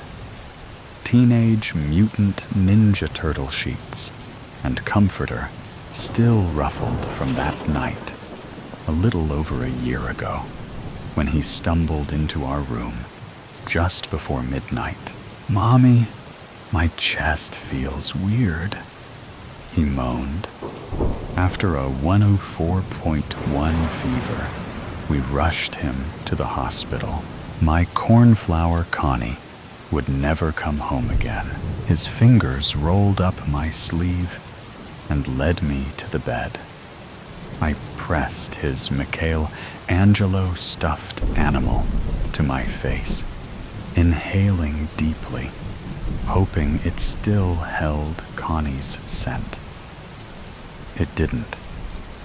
The tears fell, and his grip tightened on my arm, leading me into the bed. He never let go of my arm. Lay with me, Mommy. I climbed in, pulled the covers to my stomach, and rested my head on Connie's pillow. I miss you so much, baby, I yelled through tears, pounding my one free fist on the mattress. I'm here if you keep looking in my eyes. Just then, his eyes flickered, and it, as if I was watching a projection screen. I watched as we took in the afternoon show of the new Spider-Man movie last year. Connie's lap littered with buttery popcorn that missed his mouth, his icy stained lips framing his checkered smile. A flicker, a summer afternoon drive around the neighborhood, blasting random 90s songs. He loved the songs that I grew up on. We would do our absolute worst to sing along. Keep looking at my eyes, Mommy. Just a little bit more. until you can hold me again. His grip tightened some more. Another flicker, a lazy Sunday. Me sprawled out on the couch, my Connie's little body slowly rising and falling with my breathing as he naps on my chest. Another second, and I'm yours again. How could I say no? I did what he asked, just a little longer. The avalanche of warmth I felt was euphoric, as if my insides were swaddled in a heated blanket. It was the first semblance of comfort and peace that I hadn't felt since he was actually here with me. I did what he asked. Then I waited. That was 2 days ago, and I don't see my cornflower Connie anywhere. The comfort I had felt the other day dissipated in an instant. I've been patiently waiting, but now I wonder, did it lie? It's so dark here. The night the engines died. The passengers of Flight 227 had just completed their meal. The cabin buzzed quietly with the clinking of silverware, an intermittent laugh, and the faint sound of rustling newspapers. Ordinary, routine sounds that masked behind the fragile facade of safety the horror that loomed just beyond. A stewardess laughed at a joke told by a passenger. A man in first class swirled his wine, enjoying the final sip. Suddenly, the intercom crackled to life, its static sibilant as a snake wrapping its way around the unwitting passengers. Then the voice, calm, deliberate, but with an unnatural solemnity, as if the captain was reading his own obituary. "Ladies and gentlemen, this is your captain speaking." A moment of silence, just enough time for apprehension to germinate. "I need to inform you of an issue." The words hung in the air, like an executioner's blade, poised to drop. The atmosphere changed instantly, as though an unseen presence had blown a chilly breath over the cabin, permeating every crack and crevice, wrapping around each traveler like invisible fingers clenching into a fist. Talk stalled, laughter died, to be succeeded by tense silence, as though the whole aircraft had sucked in its communal breath. The pilot went on, his voice strained with shame, but shaking under the burden of the nightmare he had created.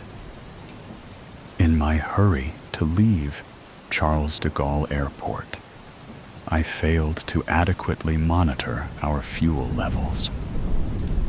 A long, ragged pause ripped through the intercom, as though he was fighting to get out the words.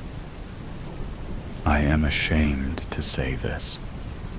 I know I have let you all down." A hollow, uncomfortable silence fell over the cabin, choking the air like an invisible hand squeezing against each chest. The pilot paused to catch his breath before continuing, his voice cracking under the strain. "Since we have been flying for a long time, our destination could be beyond our reach, since we may lack sufficient fuel to get there." The finality of his confession hit the passengers like a physical blow, drawing the air out of the cabin as though the aircraft itself had inhaled a gasp of horror. Some cried out loud, Others were paralyzed, their hands clenching armrests so hard that their knuckles whitened, as though through sheer force of will they could halt the unstoppable. A man grasped at his chest, his breathing shallow and fast, the first spasms of fear gripping his heart. The aircraft, once a sanctuary of order and technology, was now a prison of uncertainty. A metal coffin cutting through the emptiness at 500 miles an hour. Every flashing light, every jolt of turbulence seemed to foretell disaster. The whispers of fear were growing louder, building into a jarring buzz of terror. There were no strangers then, just the doomed, held together by the unspoken grasp of fear as they spoored toward some unknown destiny.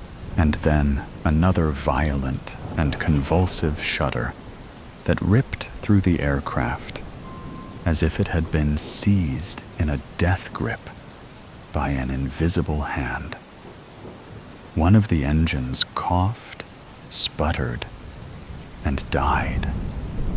The whole plane shuddered as if it had been hit by an invisible blow, a jolting crash of bone that threw passengers from their seats and sent loose objects flying through the cabin.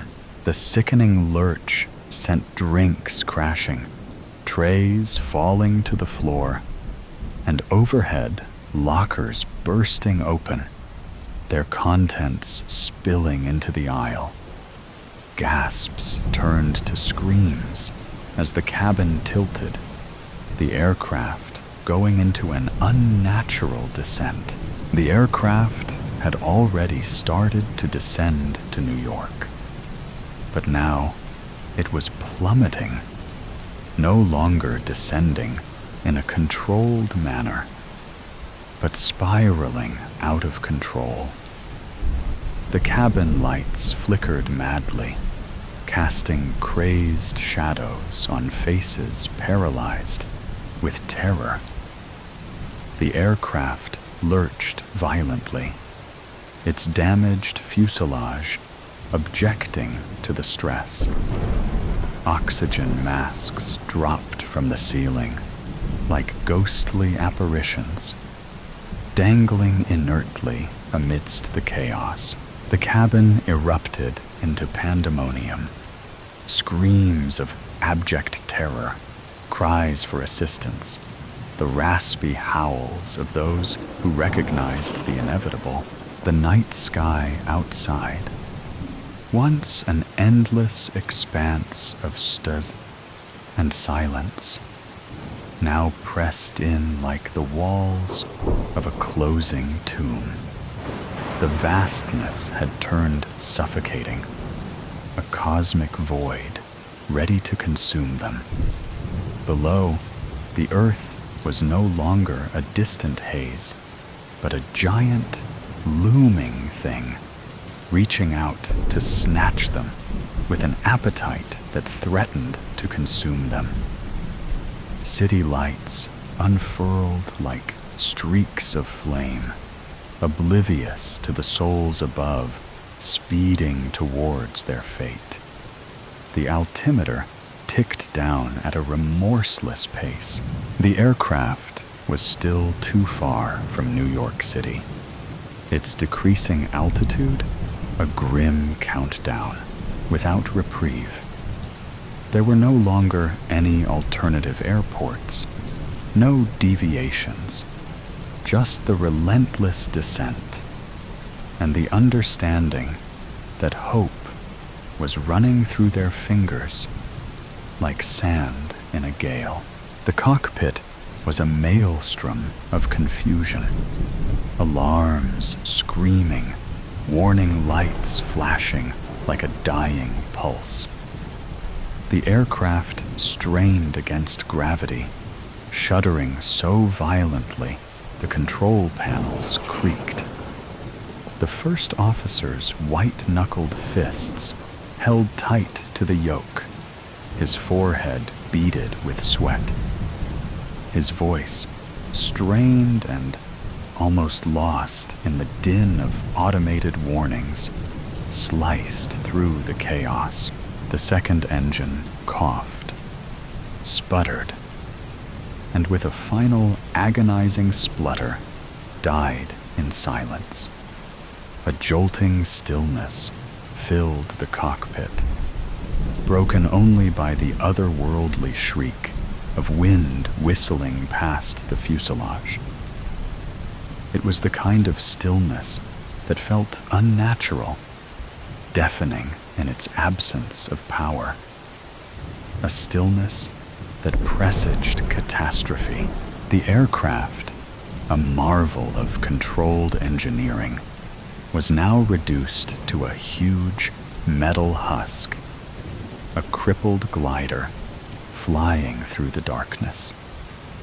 The control panels blacked out, their frantic warnings muted, as if even the plane itself had given up.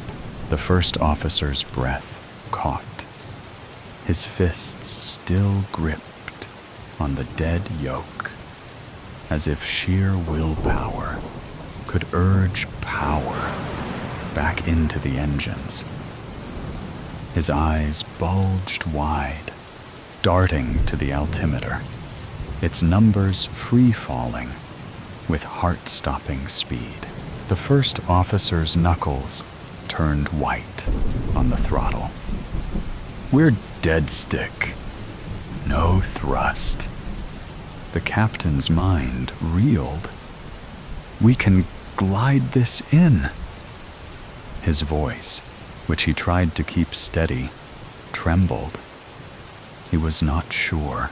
It seemed to take forever for the ram air turbine to deploy, its little turbine opening up into the howling wind like a desperate last gasp prayer to the emptiness.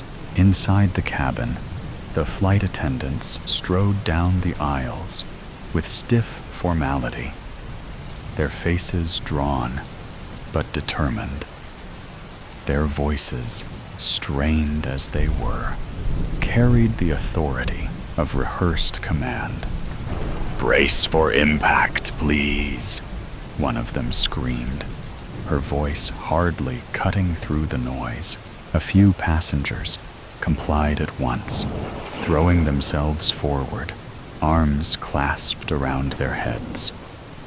Others were paralyzed, their brains locked in denial, unable to comprehend the unimaginable. One man struggled with his seatbelt, shaking so hard he couldn't locate the buckle. A woman clutched the armrest so hard her fingernails cracked on the plastic. The emergency lights strobed feebly, casting eerie shadows that twitched on faces contorted in terror. People shrieked, a loud, grating cacophony of terror. Some embraced their loved ones. Others slapped hands over their faces, screams muffled by the deafening quiet of the plummeting plane. A flight attendant, holding onto the back of a seat for balance, mouthed frantic reassurances no one heard. The aircraft vibrated heavily, the fuselage complaining in protest to the strain of its powerless plummeting. Unsecured items flew around the cabin, bouncing off chairs and people. Each passing second seemed impossibly long, as if the fabric of time itself had rent asunder under the threat of disaster. The captain gritted his teeth, his hands trembling over the controls. The glide of the plane was erratic. Its path, a hardly controlled plunge into the emptiness. The cockpit echoed with alarms, relentless, screaming their warnings in a cruel mockery of hope. Smoke from the failing systems breathed through the dim light. The acrid scent of burning circuits searing his lungs, and then, out of the spinning darkness, out of the turmoil, he saw it, a faint, glimmering glow in the distance, cutting through the blackness like a sliver of salvation. New York City, runway lights, a fragile lifeline quivering in the fog, teasingly distant. But could they reach it? Or was it an illusion, a mirage in the final few seconds before extinction? The first officer's breath caught, his heart racing in his throat, as his eyes locked onto the gleaming light ahead. We might make it, after all, he whispered, his voice trembling with a faint, desperate hope, as though saying the words aloud could make it so. But beneath his words was the unspoken fear, the knowledge that they were still at the mercy of gravity, the wind, and fate itself. But they hadn't reached there yet.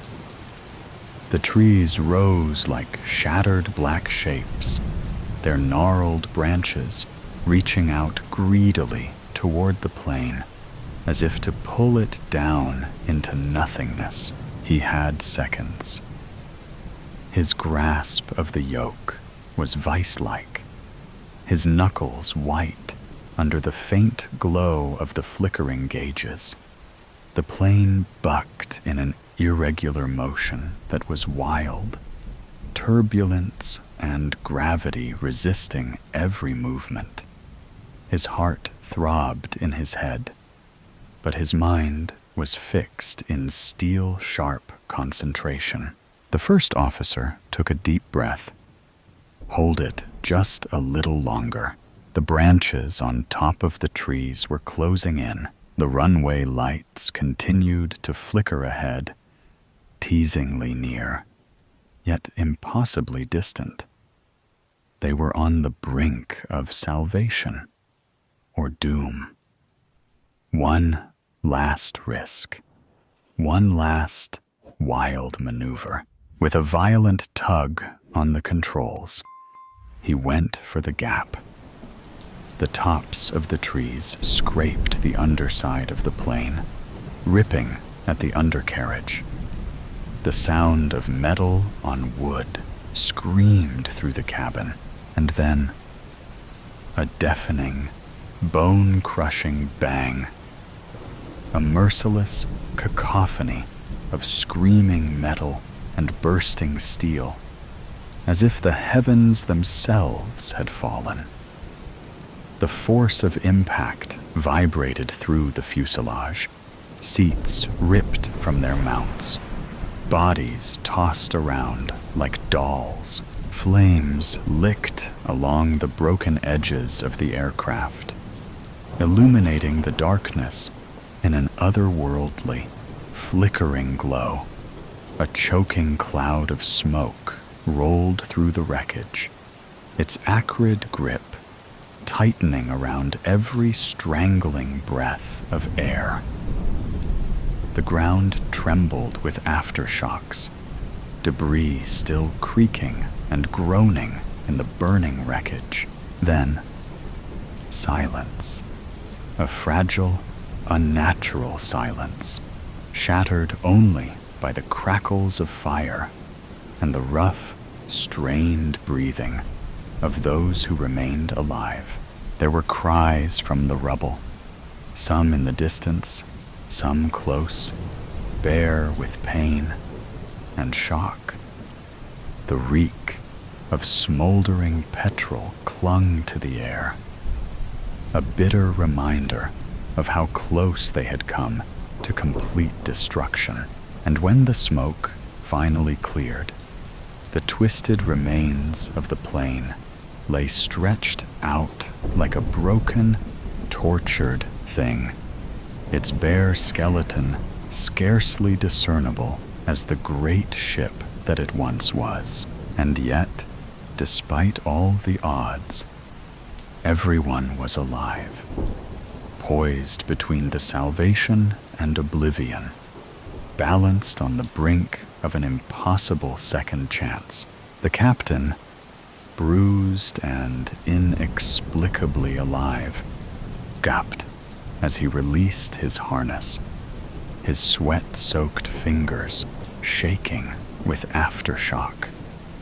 His ribs throbbed with searing pain, every breath a burning reminder of the savagery they'd just survived. He hauled himself up, vision fading, the metallic flavor of blood in his mouth. The debris lay before him like the scene of a nightmare. Flames licking across scorched metal. The bitter taste of fuel and smoke choking the air.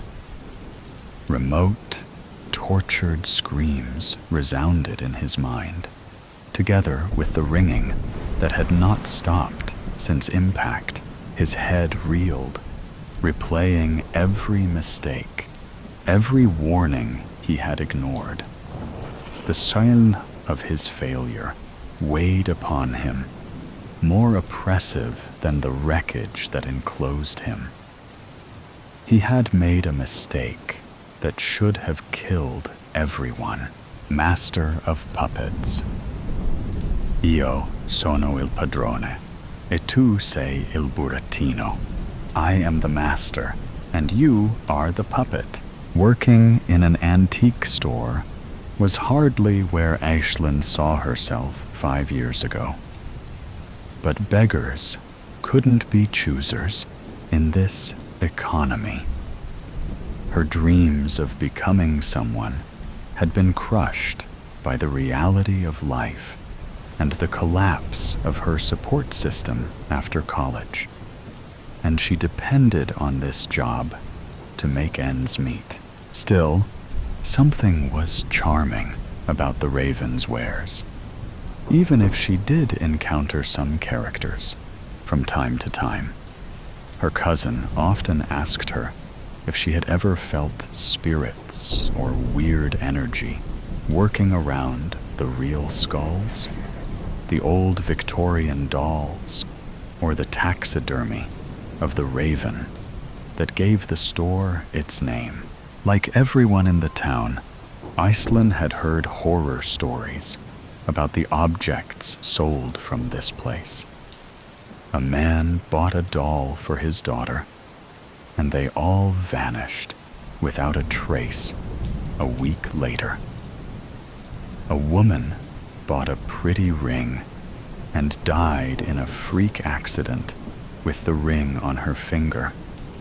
Someone bought an old statue and fell down their stairs. The truth was, Aislinn didn't believe in those sorts of things. Ghosts, ghouls, or energies. Sure, the place was creepy if you worked late alone on long winter nights, but it paid the bills. Those horror stories were coincidences. Plenty of people had purchased items from the Raven's wrath without an issue. Her cousin believed in that side of things so strongly. People whispered about her behind their hands. If Aislinn started believing, what would they say about their family?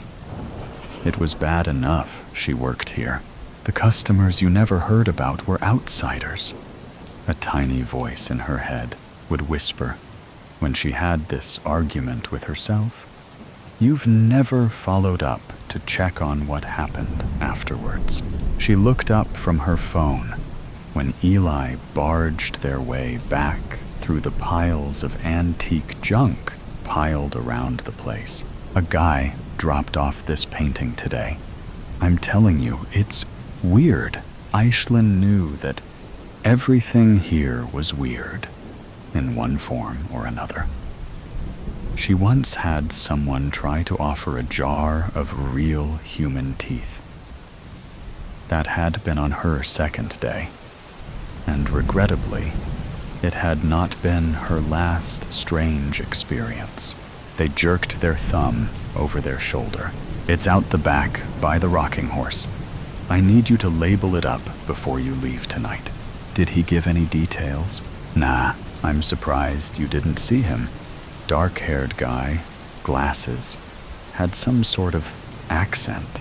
She vaguely recalled someone coming in of that description when she'd been restocking some old hardbacks and had directed him towards Eli at the back of the store. She wouldn't have thought of him again, save for the odd look in his dark eyes. I sent him to the back to see you. He had this look in his eyes, like he'd seen things, you know? I offered him a fair price, but he didn't even want the money. He just said to take it. He didn't want money? Aislinn repeated slowly. That's a bit weird, don't you think? Maybe it came with bad memories or something. Eli shrugged. Just make sure to get it cataloged to go out on display. I've got to head off. I'll see you tomorrow. The afternoon was quickly fading, the air becoming colder and far less welcoming inside. The eyes of the raven on the desk seemed to watch her every move, and the gentle ticking of the antique clocks suddenly felt ominous. Even the shadows of the shelves seemed to be lengthening, reaching out in her direction. Aislinn looked up from her book and paused. The store had fallen eerily silent. She felt her heartbeat increase as the hair at the back of her neck stood up. Hello? Why was she calling out? There was no one there. No one had entered the shop. The bell above the door had been silent for hours. A faint whisper seemed to be coming from the distance. Someone must have left the radio on in the storage room. She walked to the back of the store, trying to ignore the feeling that the eyes of the dolls were watching her. It wasn't like her to be this paranoid. She pushed the door open wide and reached in to grab the portable radio the manager insisted on keeping around. Her hand found the handle and lifted it out. It was switched off. Okay, she muttered, feeling a cold trickle of sweat run down her back. She set the radio down on an empty stool and worked away around the mountains of antiques to find the latest addition to the collection. Aislinn pulled the sheet off slowly and recoiled. The painting was of a hanging puppet, clearly based on the original Pinocchio story. It's dressed in traditional clothes against a gruesome backdrop of bones and the occasional skull. The entire thing was bordered by a swirling wine-red blood red. A shudder ran down her spine as she took in all the gruesome details. The glass on the front was cracked, but that was hardly anything they couldn't fix. There was something odd about the break. something she couldn't quite put her finger on. She turned the painting over to check the back of the frame and noticed a faded name on the back, too illegible to read, and an unmistakable, bloody handprint.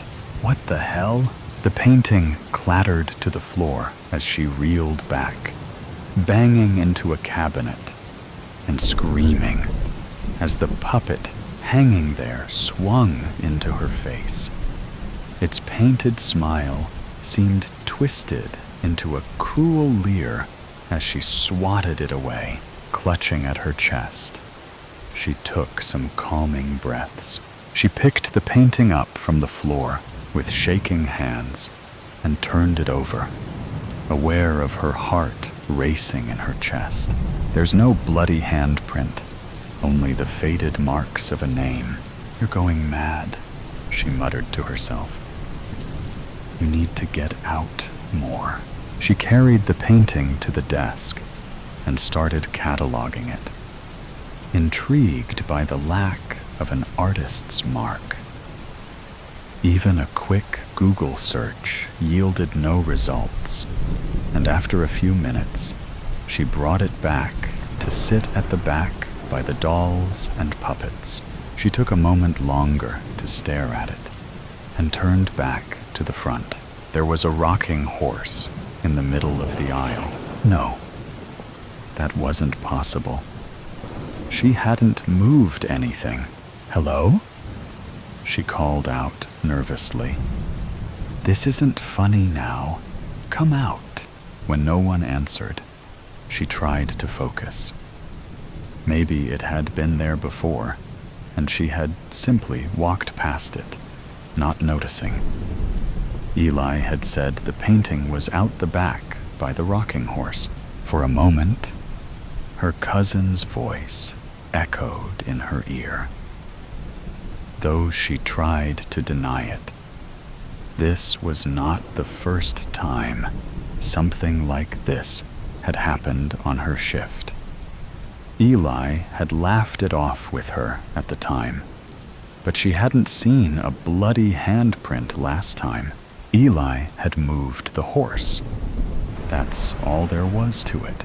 Aishlin walked back to the front of the store and stared out at the street, across at the ordinary sight of the small local shop and the dress shop beside it. Maybe she needed a holiday. The radio started playing a Cure song. Had she turned it on? When had she brought it to the front? Suddenly, the dark shop seemed alien to her. No, now she was being stupid. She didn't believe in any of that stuff. A sudden tiredness overcame her as she sat back in her chair and started to doze, watching the cuckoo bird on the antique clock swing backwards and forwards, swinging, swinging. She could hear the distant creaking sound of a rope and sobbing cries, growing louder and louder. Oh, how painful! How painful! Why wasn't I good? Something was hovering in the corner of her vision. Every instinct in her body screamed at her not to turn and look, to run away from that shadow. She turned her head and saw the puppet from the painting. It raised its head and leered at her. Puppets have no soul, but they do a lot of harm.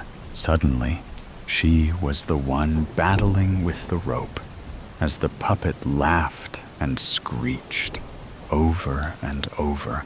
I want to be real. I want to be real.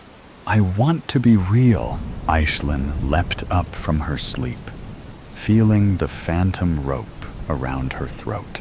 Every item in the shop was facing her. They seemed to be looming towards her, skulls echoing the cries of the horrific voice as it cried out over and over. Whatever sick joke this was, she wasn't playing anymore. She ran to the door and tried to haul it open. It was locked. The room seemed to darken, and the sound of the puppet's voice, distant at first, became unmistakable, growing clearer with each passing second. Its whispers now unmistakably directed at her. "Oh, che male, che male." She picked up a metal poker and walked to where the painting sat. The voice was louder now, its desperate cries in both English and Italian piercing her ears. "What the hell are you?" The voices paused. "You should let me out. You're just like me. You're a puppet too." Aislinn lifted the metal poker above her head. "What are you?" "You should let me out, Aislinn." She tried to move away, but her back smacked into a large cabinet. "What the hell are you?" My last puppet didn't obey. He brought me here. Un burattino che non obbedisce finisce sempre male. A puppet who does not obey always ends badly. You should let me out. I've always been here, waiting for someone to let me out. She realized then what was wrong with the glass. Someone, something, was trying to break free from the inside. Her own reflection in the glass warped into a puppet's face, and she felt the weight of something choking her. No, she was not a puppet. She was a human. This wasn't real. I am the master of puppets. Puppets have no soul, but they do a lot of harm. I tried to take his soul, but he broke free. You will let me out. You are my puppet now. You saw it in the glass. You're like me. Aislinn watched in horror as the cracks in the glass grew wider. It will end badly for you if you do not obey. She lifted the poker to swing it, and the hands of the puppets on display reached out and grabbed her throat, pulling her backwards. A bad puppet is of no use to me. I have been waiting for you. There's nothing to be done. One must really die good. Aislinn screamed, trying to throw the puppets off.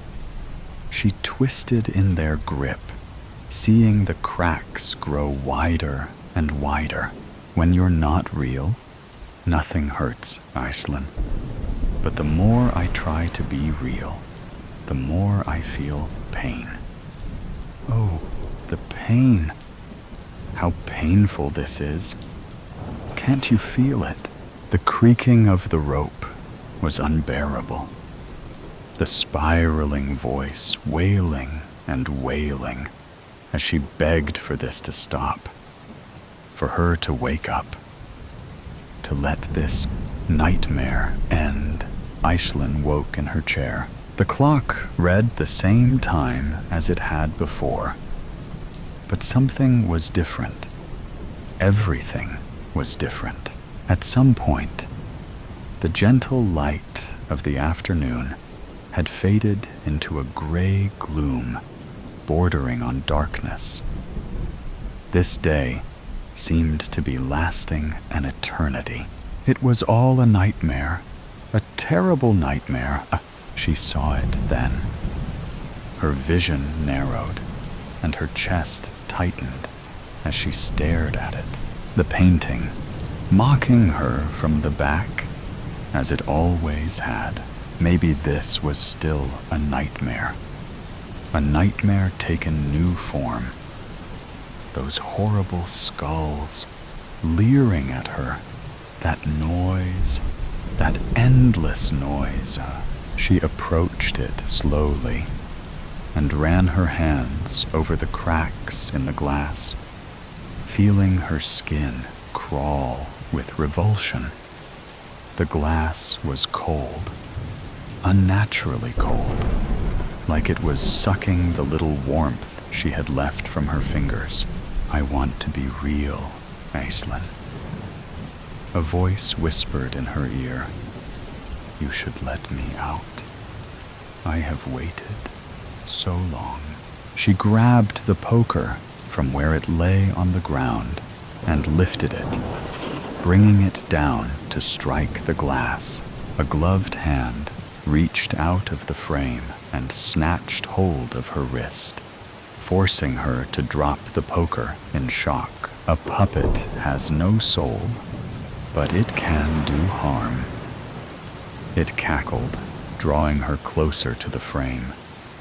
"You're my puppet now. Your soul is mine." "No!" she screamed, grabbing at the nearest object, a porcelain bird, and throwing it at the puppet.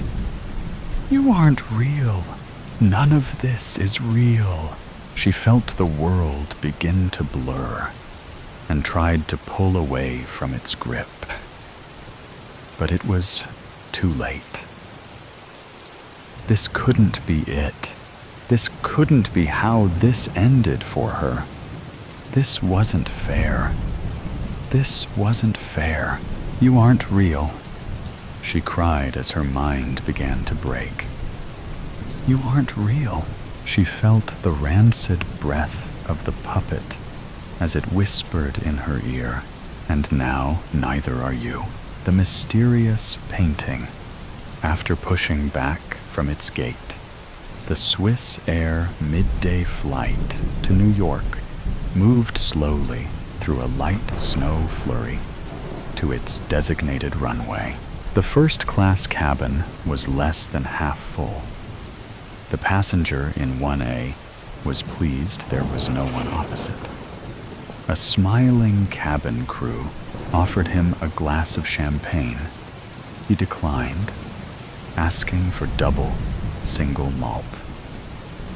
He thought about the voicemail, a somewhat guarded call, coming from someone he hadn't spoken to in 15 years. What drove his final response was the email attachment that followed. He'd tried retuning the call, but it went to voicemail. He sensed something was wrong.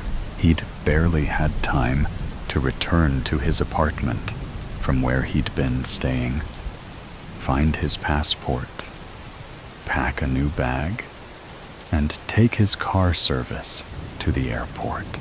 Something was telling him missing the flight was not an option. Philippe Abano was an internationally recognized art specialist, having spent 35 years researching the French Impressionists, a group of artists whose collective works, long after their passing, at auction, would shake the art world to its foundations. As with many famous artists, there were finished canvases, although documented, which had never been located. The Nazi art plunder, which began in Germany in 1933, contributed to the loss of artworks across Europe. The French Impressionists were not exempt from this pillage. 48 hours previous, Marie Le Pen was an art restorer. She worked almost exclusively for the Metropolitan Museum of Art, specializing in the restoration of damaged watercolors. On occasion, she did private restoration. With the museum's knowledge, she'd taken a call from a person representing a Mr. Retzlaff, saying she'd been recommended by her superior at the museum as someone to inspect a damaged watercolor he possessed. Marie, who loved her work, agreed to view the painting. She agreed a time the following day. Mr. Retzlaff would send a car. Very swish, she thought. After offloading her bags from the limousine sent for her, she looked around. The street was amazing. Narrow with private residences, no commercial properties. The houses all appeared to be of similar build, 5 or 6 floors above ground, with basements or walk-downs. Every property was maintained like new. Flowers and trees adorned the street. There was no garbage and no graffiti. The residence they stopped in front of was impressive, with red brick and huge floor-to-ceiling windows, edged with carved stone. At roof level, gargoyles peered down, surveying the scene. This was a part of New York most people would never see. Amazing. She followed the driver up the marble steps. He pulled on the brass handle and returned to the car. A man wearing a bow tie and black trousers answered. "Yes, madam?" he inquired. "I'm Marie Le Pen. I believe you're expecting me?" She smiled. "We are indeed, madam," the stern-faced man replied. The entrance hall was huge. She could smell timber and brass polish.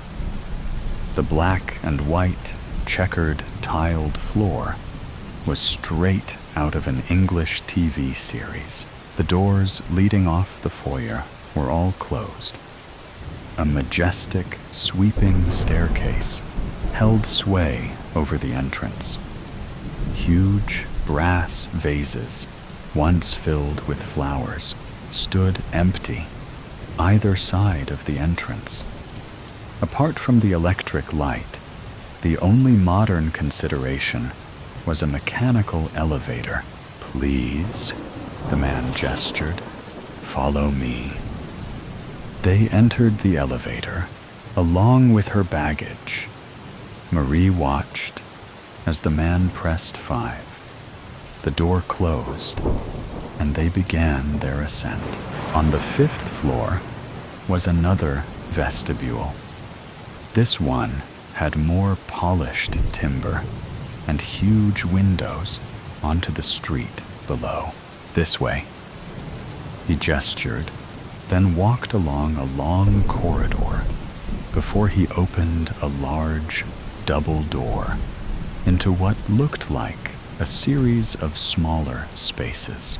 If Marie hadn't had complete faith in her boss, she'd have been scared.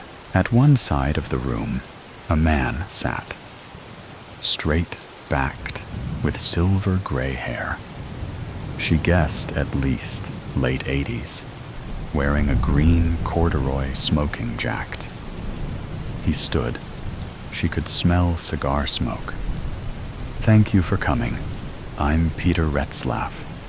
Fact is, Miss Le Pen, I need an expert opinion as to a certain painting that is in my possession.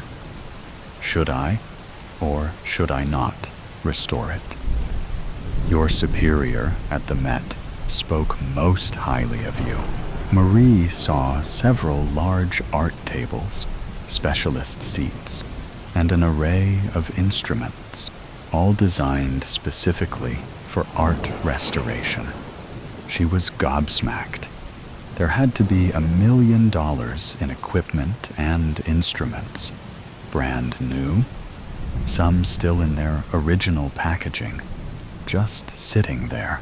The old man waved his hand, and the valet unlocked a large steel cabinet with racks of what looked to Maria like canvases, painted canvases, in various stages of decomposition. Strange, she thought. He slid one of the racks out and removed a painting, a watercolor that Maria recognized. After putting on her smock and gloves, examined the item more closely. Behind her, a phone rang. The valet took a cell phone from his pocket and listened, then said something softly to the old man. They stepped away to the side of the room, out of earshot. Maria continued looking at the canvas, heavily water-damaged with a once grand frame that also appeared flawed. She was about to make some preliminary notes into her phone. As she moved around the table, a splash of red caught her eye. The steel cabinet, which held the damaged painting, was open on one side. What she saw made her heart stand still. It was a large canvas of what appeared to be small wooden bridge over water in a garden. Although no expert, she'd seen enough examples of French impressionistic work to know this could be one. Marie quickly turned her phone to camera, taking 2 quick shots, only to be interrupted by raised voices. The old man was saying something to the valet in what sounded like German, who dashed past her, securing the door to the cabinet. Ending her view, she said nothing, returning to the recorder in her phone, her head down, trying to appear as though she was concentrating. The old man looked suspiciously at her, said nothing. She could feel his eyes. "My God, what have you just seen?" she asked herself. Maria spent the next 2 hours making notes and photographing the damage. She agreed to return the following day with her recommendations and estimates, should she consider it restorable. Retzlaff agreed, giving her a copy of a providence document relating to the painting, which she would need to study. He told her he would send a car for her at an agreed time. She shook his hand and returned to the waiting limousine. The previous 2 hours did not sit well with her. Quite why, she couldn't say. The images of the red canvas wouldn't leave her. The storm had hit with a vengeance. Sudden spring rain washing the roadways, reminding New Yorkers summer was not far away. The crowded eateries on the streets of the East Village were suddenly deserted, sending outside diners scrambling for shelter inside.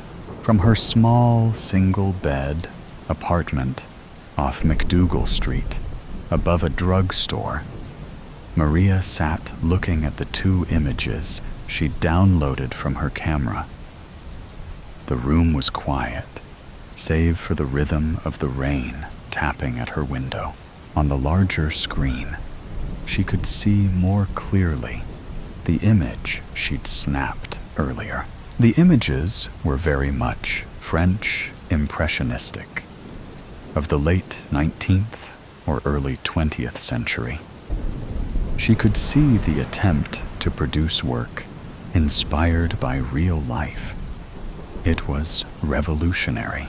French impressionist artists rejected classical subject matter in favor of modernity, seeking to produce works that represented their current circumstances and environments. The more she looked, the more she was convinced. It was what she suspected. "My God," she exclaimed. "Could it be a Monet, hidden in a steel cabinet in a residence on the Upper West Side?" It would explain the old man's annoyance at the cabinet being left open, particularly in the presence of a third party who just happened to be an art restoration expert. Maria took stock, pouring another glass of wine, wondering what what she should do next. She thought about the man who had mentored her 15 years ago at Switzerland's largest art museum, the Kunsthaus Zurich, Philippe Abano. If anyone could make sense on what she had seen, he could. She'd not had any contact with Philippe for over a decade. Now he worked in a private capacity, advising galleries and writing books on the subject of French art, in particular, French Impressionism. His web page provided email and phone contact details. Maria thought carefully as how she should frame the call without identifying the object. Before she made the call, she uploaded the 2 photographs into a separate folder, attaching it to the email address she had for Felipe Abano. Suspecting the call would go to voicemail, she'd prepared a statement. At 10:30 p.m., she made the call, voicemail. She introduced herself, telling him of her current position at the Metropolitan Museum of Art, reminding him of their previous association, how she'd come to see what she'd seen, making no reference to a place or names, asking him for his opinion as to the images attached to the following email. Finishing the call, she pressed the send button. In the street below, a man sat in a black limousine, its wipers on intermittent sweeps, clearing the spitting rain, watching the illuminated small window above the drugstore. The Swiss Air flight gathered speed as it approached its takeoff point at Zurich Airport. Food and service trolleys rattled in their compartments as the aircraft's nose finally lifted into a gray, overcast day, the engines screaming. Philippe Abano was anxious and at the same time nervous, processing what he'd heard and seen in the previous few hours from one Maria Le Pen. Once the pilot had removed the seatbelt sign, he reached for his laptop. Putting on his glasses, began his search. East Village, New York City. Detectives Allison Maroney and her partner, Alex Sonny, stood at the open door of 1A, the apartment above the drugstore in the East Village. They flashed their shields at the uniform on the door. "What we got?" Allison inquired. The uniformed officers' badges read Lomax. "So, Officer Lomax, talk to us." The officer opened his notebook. "A deceased female, found dead after we gained entry, possible gunshot. A Miss Holland." He gestured upwards. In 2A, reported a cat calling and scratching at the deceased's door. Apparently, the tenant regularly let her cat out when she came home from work, and then opened up when Pussy wanted in. Except, this time, no response. Cat keeps calling. She, Miss Holland, knocked. Nothing. As she heard the tenant arrive earlier that evening, she was reluctant to use the spare key she had, deciding to call 911 instead. We attended. The cat was still scratching at the door. Miss Holland gave us the key and witnessed a non-forced entry. We discovered the body and called the station, securing the scene. The ME, who arrived shortly after we called it in, puts time of death at around 8 p.m., give or take. Pulling on latex gloves, Detective Maroney knelt next to the body. ID? Yes. A wallet with cash and cards. A Maria Le Pen, 37, works at the Metropolitan Museum as an art restorer. ID shows her address as here. No driver's license. Detective Sunny moved carefully around the small room. Laptop? Cell? Neither, though I'm guessing she had both. They're chargers for each in here and in the bedroom. To recap, Sunny offers. No phone, no laptop, nothing taken except said cell and computer. Not a robbery then, and no sign of a forced entry. Sunny looked at his partner skeptically, shrugging his huge shoulders. Single gunshot between the eyes, small caliber, maybe .22. Very professional. This look like a hit to me, Maroney offered. What do you think? After 3 hours of intense in-flight investigation, Philippe Abanot concluded it was a work by Claude Monet, albeit a later work. His once subtle transitions between shades became bolder and less precise, reflecting the challenges posed by his deteriorating eyesight. Monet's health struggles extended beyond his eyes, but his vision loss had the most direct impact on his art. And it was this Philippe Abanot recognized. He'd even found a reference to a non-catalogued work titled Pont sur l'eau bleue, Bridge over Blue Water. It was listed as one of several, being prepared by Monet's agent for exhibit in Paris. The exhibition never eventuated, the listed paintings unaccounted for. This was no great mystery for Armand. A number of explanations could be found. The artist withdrew the works, no reason given. An issue with the gallery, or sold before exhibition. The latter Armand found more convincing. It would also explain its anonymity for over a century, a private or family collection that may have suffered at the hands of the Nazi art plunder of the 30s. The whereabouts of many were still unknown. Either way, a mystery that may well be explained when he was to meet with Maria Le Pen in 4 hours' time. I met death last night, being alone in one of London's many streets.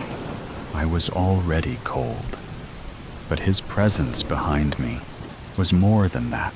It was ice. Sharp, hard ice that seared through my flesh, traveled through my blood, urging goosebumps to shoot out of my skin. When I turned down the lonely alley, I regretted it instantly. It was said that he lingered in dark streets, waiting for a desperate soul to pass him by. But still, I had decided to keep going. Arriving in London on the night of my sister's birthday was already fine, but her party had begun at 8 p.m., and I didn't need to look at my watch to know that it was way past that already. She would kill me for being late. So late. But that wasn't the only reason I dared not turn back. It had been too long since I'd last walked these streets. since I'd last felt the heavy air of London pressing down on me, clogging my lungs with soot and smoke. Life on the road had made me lighter, more restless, but coming back here was like stepping into a grave. The city had a way of sinking its teeth into you, of making you forget where you'd been and why you'd left. Fearing death was childish. My parents had told me as such when I refused to go on one of the rides at the festival extravaganza during our trip to America. But this was different. Like the images in my mind of falling from great heights and being trampled by horses had cleared, revealing something so impossible that it was the only thing my mind deemed plausible. He was behind me. I did not turn around. I did not blink. My eyes remained open, forgetting how dry they had become. I just stood there, an invisible force stopping my feet from taking off into a run, from sprinting around corners and through streets until he would inevitably catch me. I wondered what it would feel like. A sudden pain in my chest, a fog corrupting my mind. My vision slowly dimmed until I drifted off into a never-ending, dreamless sleep. Or maybe I would feel nothing. Maybe I would be awake 1 second, thinking of all the ways I was going to die, and the next I would be lying on the ground, waiting for someone to find me. Although by then, it would be too late. No one could ever be saved. The goosebumps grew larger as his presence sauntered towards me, like prey waiting for the predator, knowing that it was neither fast enough nor strong enough to face it. I thought about all those moments I had let slip through my fingers, all those opportunities I had missed out on, all those potential friends, and more that I had hung back from, thinking that I wasn't worth their time. Now, I thought that I should have chosen who was worth my time, for it was going to be shorter than anyone would have expected. And who would have blamed them for thinking I had all the time in the world? I always thought, never did. Always calculated, never acted. Always worried about others, and never spared a thought for myself. Now, just like then, I waited. He was as silent as the night. The once cawing crows and hissing cats were already in mourning. He stood right behind me, dark as a shadow. His breath a gentle breeze against my neck. The single word spoken in a voice rich in charm, alluring me to turn around, to face the predator, but I did not turn around. Still, I did not blink. The feeling in my fingers came back, and I was met with the warmth of coming out of an ice bath into the blazing sun. My feet began to move, the invisible force gone like it was never there. And soon I was running through winding streets, trying to think of anything but what had just happened. I'm late, I thought. I'm so late. And my sister will be mad. I tried to convince myself that was why I was running. Nothing happened. I saw nothing. My breath tore through the night's air as my book struck the slick cobblestones. Gas lamps fought against the choking fog, blinding me. The stray hairs that I had forgotten to shave on my arms stood up as ice invaded my lungs once more. No, please no. I had heard people talk about terror whipping through them, causing them to panic and shake. But that was a lie. Terror didn't come all at once. It came in waves, each one bigger than the last, freezing my lungs and clenching my throat in a vice-like grip. Why did I think that I could outrun him? Why did I think I could outrun the inevitable? I looked down at my pale skirts, now splattered in mud, and refused to look up again. The shock of what I might see would kill me before he did.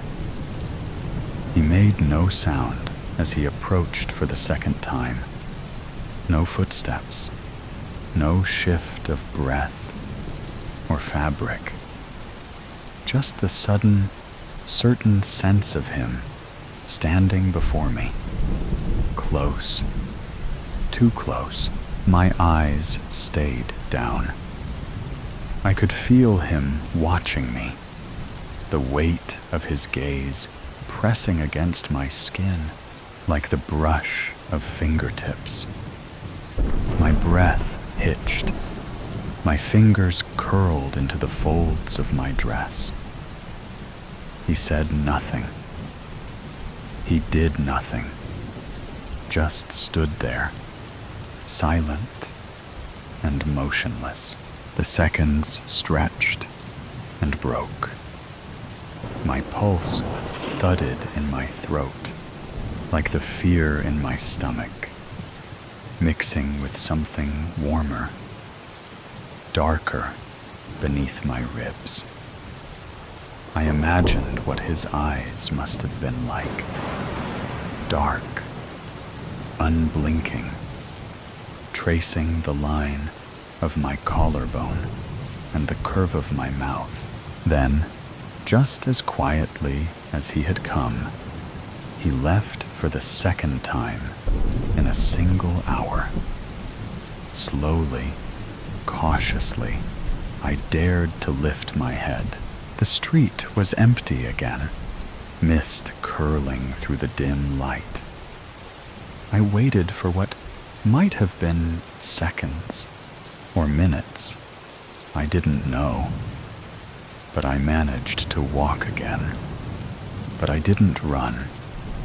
I no longer cared that I was late.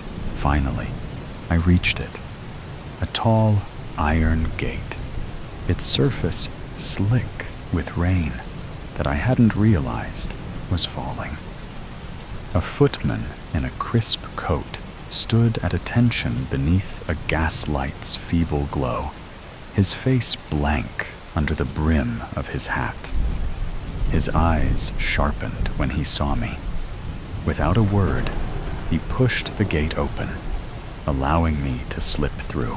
The moment the gate clicked shut behind me, the street's grim chill seemed to dissolve. A long, white, gravel path wound through manicured gardens, lit by golden candles and strung by iron posts. Tall windows loomed over me as music floated through the air. As soon as I made it into the house, I passed the polished wood and gilded mirrors, up the stairs to the spare bedroom where I flopped onto the well-made bed, ignoring the state of my clothes. Did I feel bad for leaving my sister on her birthday? Of course, but I just couldn't cope with anyone or anything. I didn't think I could even fall asleep, no matter how much my body craved it. I had spent so long moving from place to place, never staying long enough to leave a mark, never bothering to make ties. I told myself it was because I liked the freedom, the open road, the thrill of waking up in a new city with new faces. But the truth was simpler. It was easier not to care when you knew you wouldn't stay long enough to lose anything. I met death last night, and I lived the demon in the portrait. Denise Gray looked away from her reflection in the store window. The sight of that perfectly proportioned young body only served to remind her of the curse. As a young woman, she'd posed for an enigmatic artist who had painted her picture while spinning words that were at once wonderful and frightening. It hadn't been long after that she learned the reality of the painting and its associated curse. One day, she was accosted by a thief, and before she realized what was happening, he had run a dagger through her heart.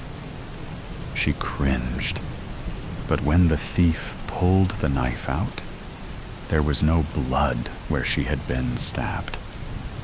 A swift kick to the groin sent him running, but when she opened her now ruined blouse, she realized that she was unharmed, not even a scratch. Denise thought about it and realized that her situation was like a story her mother had told her, called The Painting of Dorian Gray. "Damn," she whispered, as she scraped her knee on a large rock that she'd brushed against, only to look down and realize that her forever young body was still unharmed. She realized that she would have to return to the artist's studio. And if that painting was damaged, she would have to force the artist to find a way to lift the curse without killing her before her time. When she returned to confront the artist, she found him hanging in his studio, dead. Her search for the painting in his studio was in vain, and it was only after another attack that she realized the truth of the curse. The knife had pierced her heart. But again, she felt no pain after the knife had been pulled from her chest. She tracked the painting down to a gallery in a distant town, only to watch the painting destroyed by fire as the gallery burned to the ground, killing the hundreds of people inside. She'd spent many hours waiting for the death that never came. After that, she tried every means of killing herself, but to no avail. Finally, she felt a glimmer of hope as she learned of a book of paintings that had a copy of her painting in it. That book was rumored to be in this tiny library. She took a deep breath as she approached the tiny library. She knew she had to do something, or she would go insane from not being able to die. Denise had arrived just as Jessie had left the library and moved toward the tavern. An hour while the poor, pregnant librarian took lunch wouldn't make a lot of difference, she thought, As she sat down on a nearby bench, she smiled as a group of children ran by. One little brown-eyed girl stopped and smiled back, then ran to join her friends. "The book you want is here," Jessie said. "But you may be disappointed. The book is a manual for destroying demons." "I don't feel like a demon," Denise said. Jessie slid the leather hand-bound book toward Denise. "What happens if I open it?" Jessie shrugged. "I haven't read that far." Denise felt a tingling race up her arm as she pulled the book toward herself. What if she got sucked into the book when she opened it? She looked down at her ruined blouse. She'd neglected to change the blouse, even though she had another in her small travel bag. Throwing caution to the wind, she opened the book. Being stuck in the book would be no worse than not being able to kill herself. The first thing she saw was a horrible version of herself. Her hair was singed, and every injury she'd sustained in getting there had scarred over. When she could finally pull her eyes away from the picture, she began to read. The demon her painting had become had spoken from the painting and convinced the artist to hang himself. Then she had started the fire that destroyed the original painting, killing all the people there for the unveiling. Denise slammed the book closed. The pull of the woman in the painting was more than she could stand. "Are you affected as well?" Denise asked, only to be met by a blank stare from Jessie. A few moments later, her unborn child, kicking wildly, stirred Jessie back to life. "We have to destroy the book," Denise said. Jessie shook her head. "She will take us all with her." Denise slammed her hand down on the book before Jessie could open it. "That's exactly what she wants you to think. But trust me," Jessie's unborn baby kicked so hard that she gasped. "I can't help you. I'll take care of it," Denise said, taking the book and leaving the library. Denise counted herself lucky that the tiny library was on a small tropical island with an active volcano. It would only take her half a day to get to the volcano cone, light the book on fire, and drop it into the liquid lava below. She only hoped that would be enough. As she moved toward the volcano, the book and the demon it contained recognized her intent. "Hand over that book," the huge Polynesian man standing in her way said, his gun drawn. On some level, Denise knew that the man was under the influence of the demon. She ran around him and felt the bullet from his gun rip through the ruined blouse and on through her right shoulder. By the time she reached the trail at the edge of the volcano, she could feel the demon trying to stop her. Branches and thorns reached out for her, only to rip more holes in her ruined blouse as she ran toward the summit. Finally, she reached the edge of the cauldron and the bubbling lava below. "No!" The sound of the wind and the rush of the heat shouted as the edges of the book began to smoke. The book burst into flames as she tossed the book toward the lava. It hung suspended above the lava, flaming bigger and brighter, but without being consumed. Suddenly, she noticed that the young girl she'd seen before had caught up to her. "It's drawing power from your blouse." Denise shook her head. None of this made sense. The blouse had taken the brunt of the damage inflicted on her and was ragged and full of holes. "You have to destroy the blouse as well," the girl said, before racing away from the lip. At the bottom of the trail, she saw the other children blocking the way of the adults who were under the influence of the book. Denise turned to see flame explode from the book and realized that she had no choice. If destroying the blouse didn't work, she would have to offer herself to the volcano. But this glimmer of hope had given her a reason to live. She pulled the remains of that ruined blouse off and threw it down at the boiling lava below. The atmosphere around the book howled in rage as the blouse fluttered to the surface of the lava and then burst into flames. The book exploded, scattering burning ash over everything.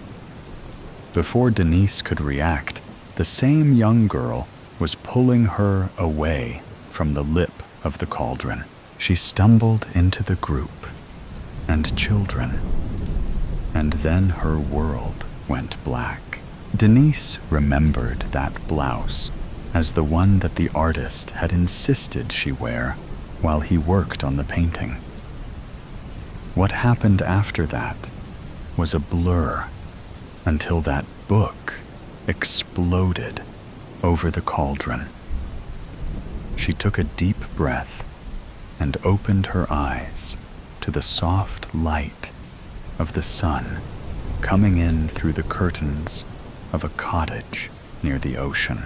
It was a dream, she thought, until she realized that she wasn't wearing the blouse anymore. The painting and the book had been destroyed, but she didn't know about the curse. She inspected her body and then wrapped a sheet around her till she could find some clothes. Denise opened the door and saw children playing in front of the cottage, then stepped onto the porch and noticed a thorny bush near the steps into the yard. She idly pricked her finger and gave a sigh of relief as she realized that the curse was gone when a tiny drop of blood formed on her finger. "The children told us how you saved us," Jessie said as she approached from the side yard. Denise shrugged. "I needed to be free of the curse," Jess smiled. "The children like having you around, and we are in the market for school teacher." Denise had never considered anything like this. She'd been so young when the nightmare started. She looked down. Her body was still young, and if the kids had trusted her, maybe she could try. It beats modeling, she thought, as she followed Jessie back toward the cottage. The yellow truck. Man, $6 for an ice cream sandwich? Highway robbery. Jack squinted at the menu, slapped crookedly on the side of the bright yellow panel truck. Perry's ice cream. Everyone had a restaurant on wheels these days. Knockoffs of famous characters grinned back at him with their dead eyes. He knew the actual products would be a deformed, melted version of the picture, and he found the irregular eyeballs and melting smiles to be unsettling. A nice, plain ice cream sandwich would hit the spot. "Excuse me. Hello." Though the sliding sales window was open, Jack saw no sign of a vendor, even though the speakers puked out a chiptune version of La Cucaracha at top volume. Are you going to take my money or what? The chill from the freezers seeped out from the window. Jack leaned in a little further, noting the container of ice cream sandwiches that could be easily opened from his vantage point. He looked as far into the truck as he could see, then checked over his shoulder to see if he had an audience. The neighbors could be so nosy. With no one in sight, Jack quickly snaked his hand into the window, opened the container, and grabbed hold of a coveted ice cream sandwich. "Should have been doing your job, ice cream man," he mumbled as he walked back to his house, mouth full of ice cream and perfectly soggy cookie. He casually tossed the wrapper into his neighbor Mrs. Crowley's yard. Mrs. Crowley was the sort of woman everyone assumed was a witch, and the local kids would egg her house each Halloween and dare each other to ring her doorbell and run. She was probably a very nice lady, but Jack didn't care enough to do anything about it. The yellow truck sat on the street outside Jack's house for hours, rotating through its jaunty but very limited playlist, which, Jack noted, recycled La Cucaracha far more than was probably necessary. Jack considered calling the police, but with his record and at least one warrant out for his arrest, he didn't want to call any attention to himself. Still, he was surprised that no one else in the neighborhood seemed to have called. In fact, no one else in the neighborhood even seemed to pay the truck any mind. The sky eventually darkened, and the street lights buzzed on.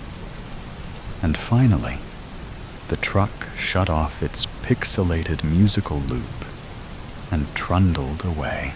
As night settled in, Jack, not wanting to lose the sweet and ill-begotten taste of ice cream from his lips, didn't bother to brush his teeth before crawling into bed. His leg was missing.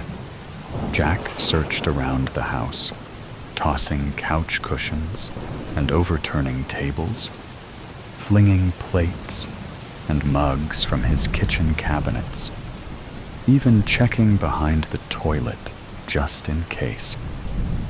But no leg. He licked his lips, tasting the smooth vanilla cream from his earlier treat. Jack's brain fought to make a connection between the ice cream sandwich and his missing leg, but the thoughts were foggy and nebulous. The opening notes of La Cucaracha floated into the room. Jack launched upward, sweat pouring from his face as he shook off the nightmare. He tasted the residue of the ice cream on his lips, then flung the clammy sheets off his body to make sure his leg was, in fact, still there. La Cucaracha played in the distance, just audible through his open window. At first, Jack was able to dismiss the music as a memory echo from earlier. But the music grew louder. He lurched out of bed and towards the window, stopping to wrap his robe around himself so the neighbors wouldn't get a peek at his genitals if they happened to be awake, and also looking directly at his house. The familiar yellow panel truck was slowly turning onto his street, music playing at a volume just loud enough for him to hear clearly, but still retain a dreamlike quality. Jack had the strangest feeling. The headlights were aimed directly at him, as the truck crept towards his house, an inching pace that was almost sinister. It was far too dark to see if a driver was present this time, but Jack assumed there was one. Jack shut the window, muting the noise just a touch, and tried to get back to sleep. The song slithered into his ears and brain, worming around and preventing him from falling back to sleep. He promised himself that he would give the driver a stern talking to in the morning if the truck were still parked outside his house. As the sun started to peak over the horizon, the music finally died down, and Jack stood in the window, watching the panel truck slowly crawl down the street. He hadn't bothered to grab his robe this time, but the fog of sleeplessness had settled over his brain. More than 1 cup of bitter, black coffee was necessary to get him ready for the ride to work. Slower reactions would make the commute more dangerous, he thought, snapping on his bike helmet. He cursed his revoked driver's license, unsteadily mounted the bike, and started pedaling.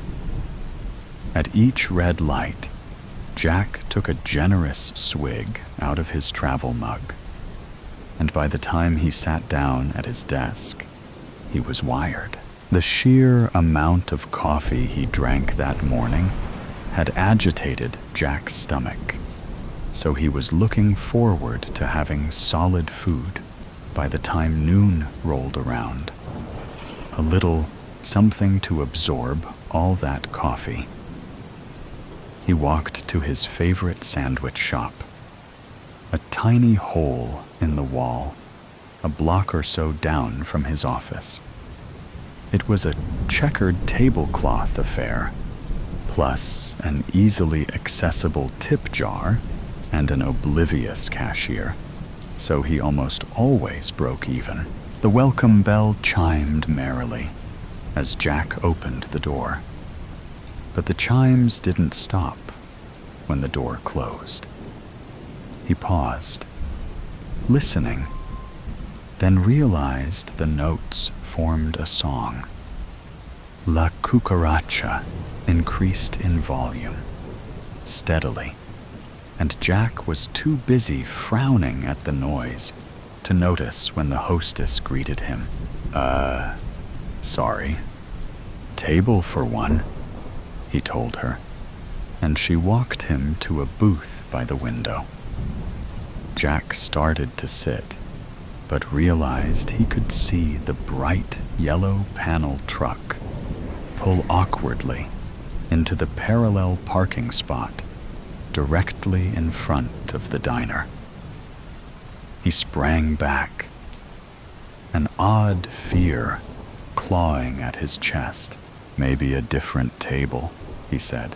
The hostess shrugged and pointed him to a table near the kitchen.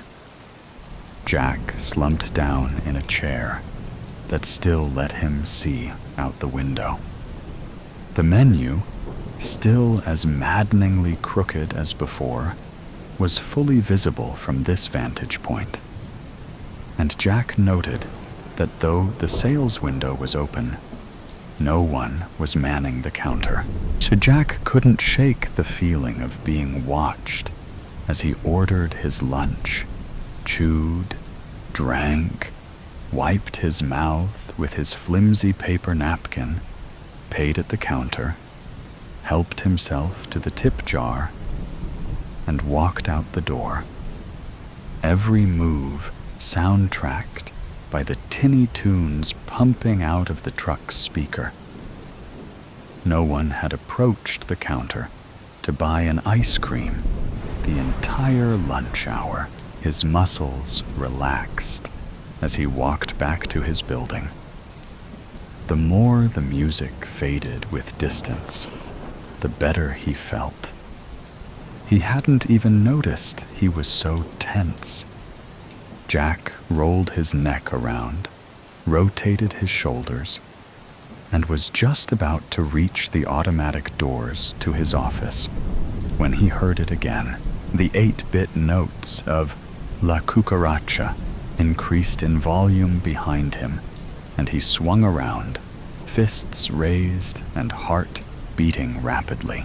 His boss, who had been walking up immediately behind him, backed up. "Whoa!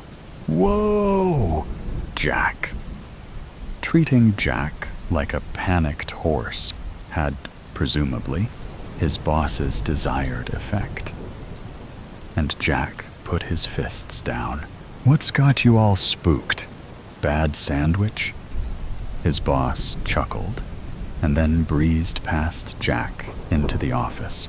Still on the sidewalk, Jack caught a flash of yellow down the block. He didn't wait to see the truck this time and rushed inside. Jack was waiting, rather impatiently, to cross the street on his way home when a shiver ran up his spine. He looked over his shoulder, and his stomach seized. The yellow ice cream truck was also in line at the stoplight, just 3 car lengths away. It wasn't playing the music, but Jack thought he could hear it all the same. Jack wasn't completely sure that the truck was following him, specifically as he cycled through the neighborhood.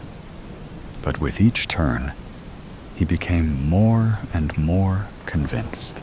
The truck kept a slow speed and stayed a modest distance behind his bike, far lower than the posted speed limit. He stopped at the cluster mailbox at the top of his street, mostly to check the mail, but also to see if the ice cream truck would keep driving. The truck slowed to a halt a few yards from the mailboxes, the staccato sounds still aggressively worming its way into Jack's brain. Jack fiddled with the mailbox key and took an unnecessary amount of time inspecting each piece of mail, even the junk. But the ice cream truck still didn't move. Jack stared directly at the driver's side of the windshield. It was so tinted that he was still unable to tell if anyone was in the driver's seat at all. He flipped the bird, just in case, and got back on his bike. As he started pedaling the short distance to his house, the truck started following again, a few houses down from his own. Jack heard the truck accelerate. His heart thumping, he quickly looked back to confirm that, yes, the ice cream truck was speeding up and heading his way. He checked his surroundings for a safe place to duck behind, but only Mrs. Crowley's rose bushes offered any sort of protection. He darted towards the bushes, abandoning his bike and hurling himself into the roses in one semi-graceful movement that would have made a movie stuntman proud. The thorns bit into his skin, and one scratched dangerously close to his left eye. The truck had missed him, but Jack heard the screech of brakes. Jack painfully extricated himself from the rose bushes, and the ice cream truck still idled in the road. La Cucaracha, blaring incessantly. The back door of the truck swung open with a creak. "Hey!" Jack yelled, wiping blood from his face, only to realize he also had blood on his hands and lots of other places because of the thorns. He lurched towards the back of the truck, his left leg dragging slightly. It would be bruised in the morning, he thought.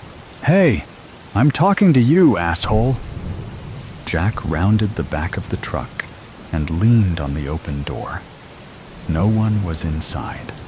Through a narrow break in the curtains, Mrs. Crowley observed Jack as he yelled at the ice cream truck.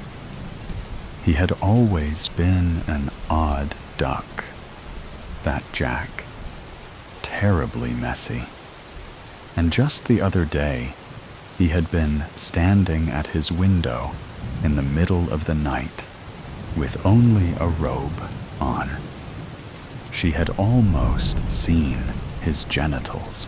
Mrs. Crowley couldn't make out exactly what Jack was yelling, but she imagined it was full of swearing.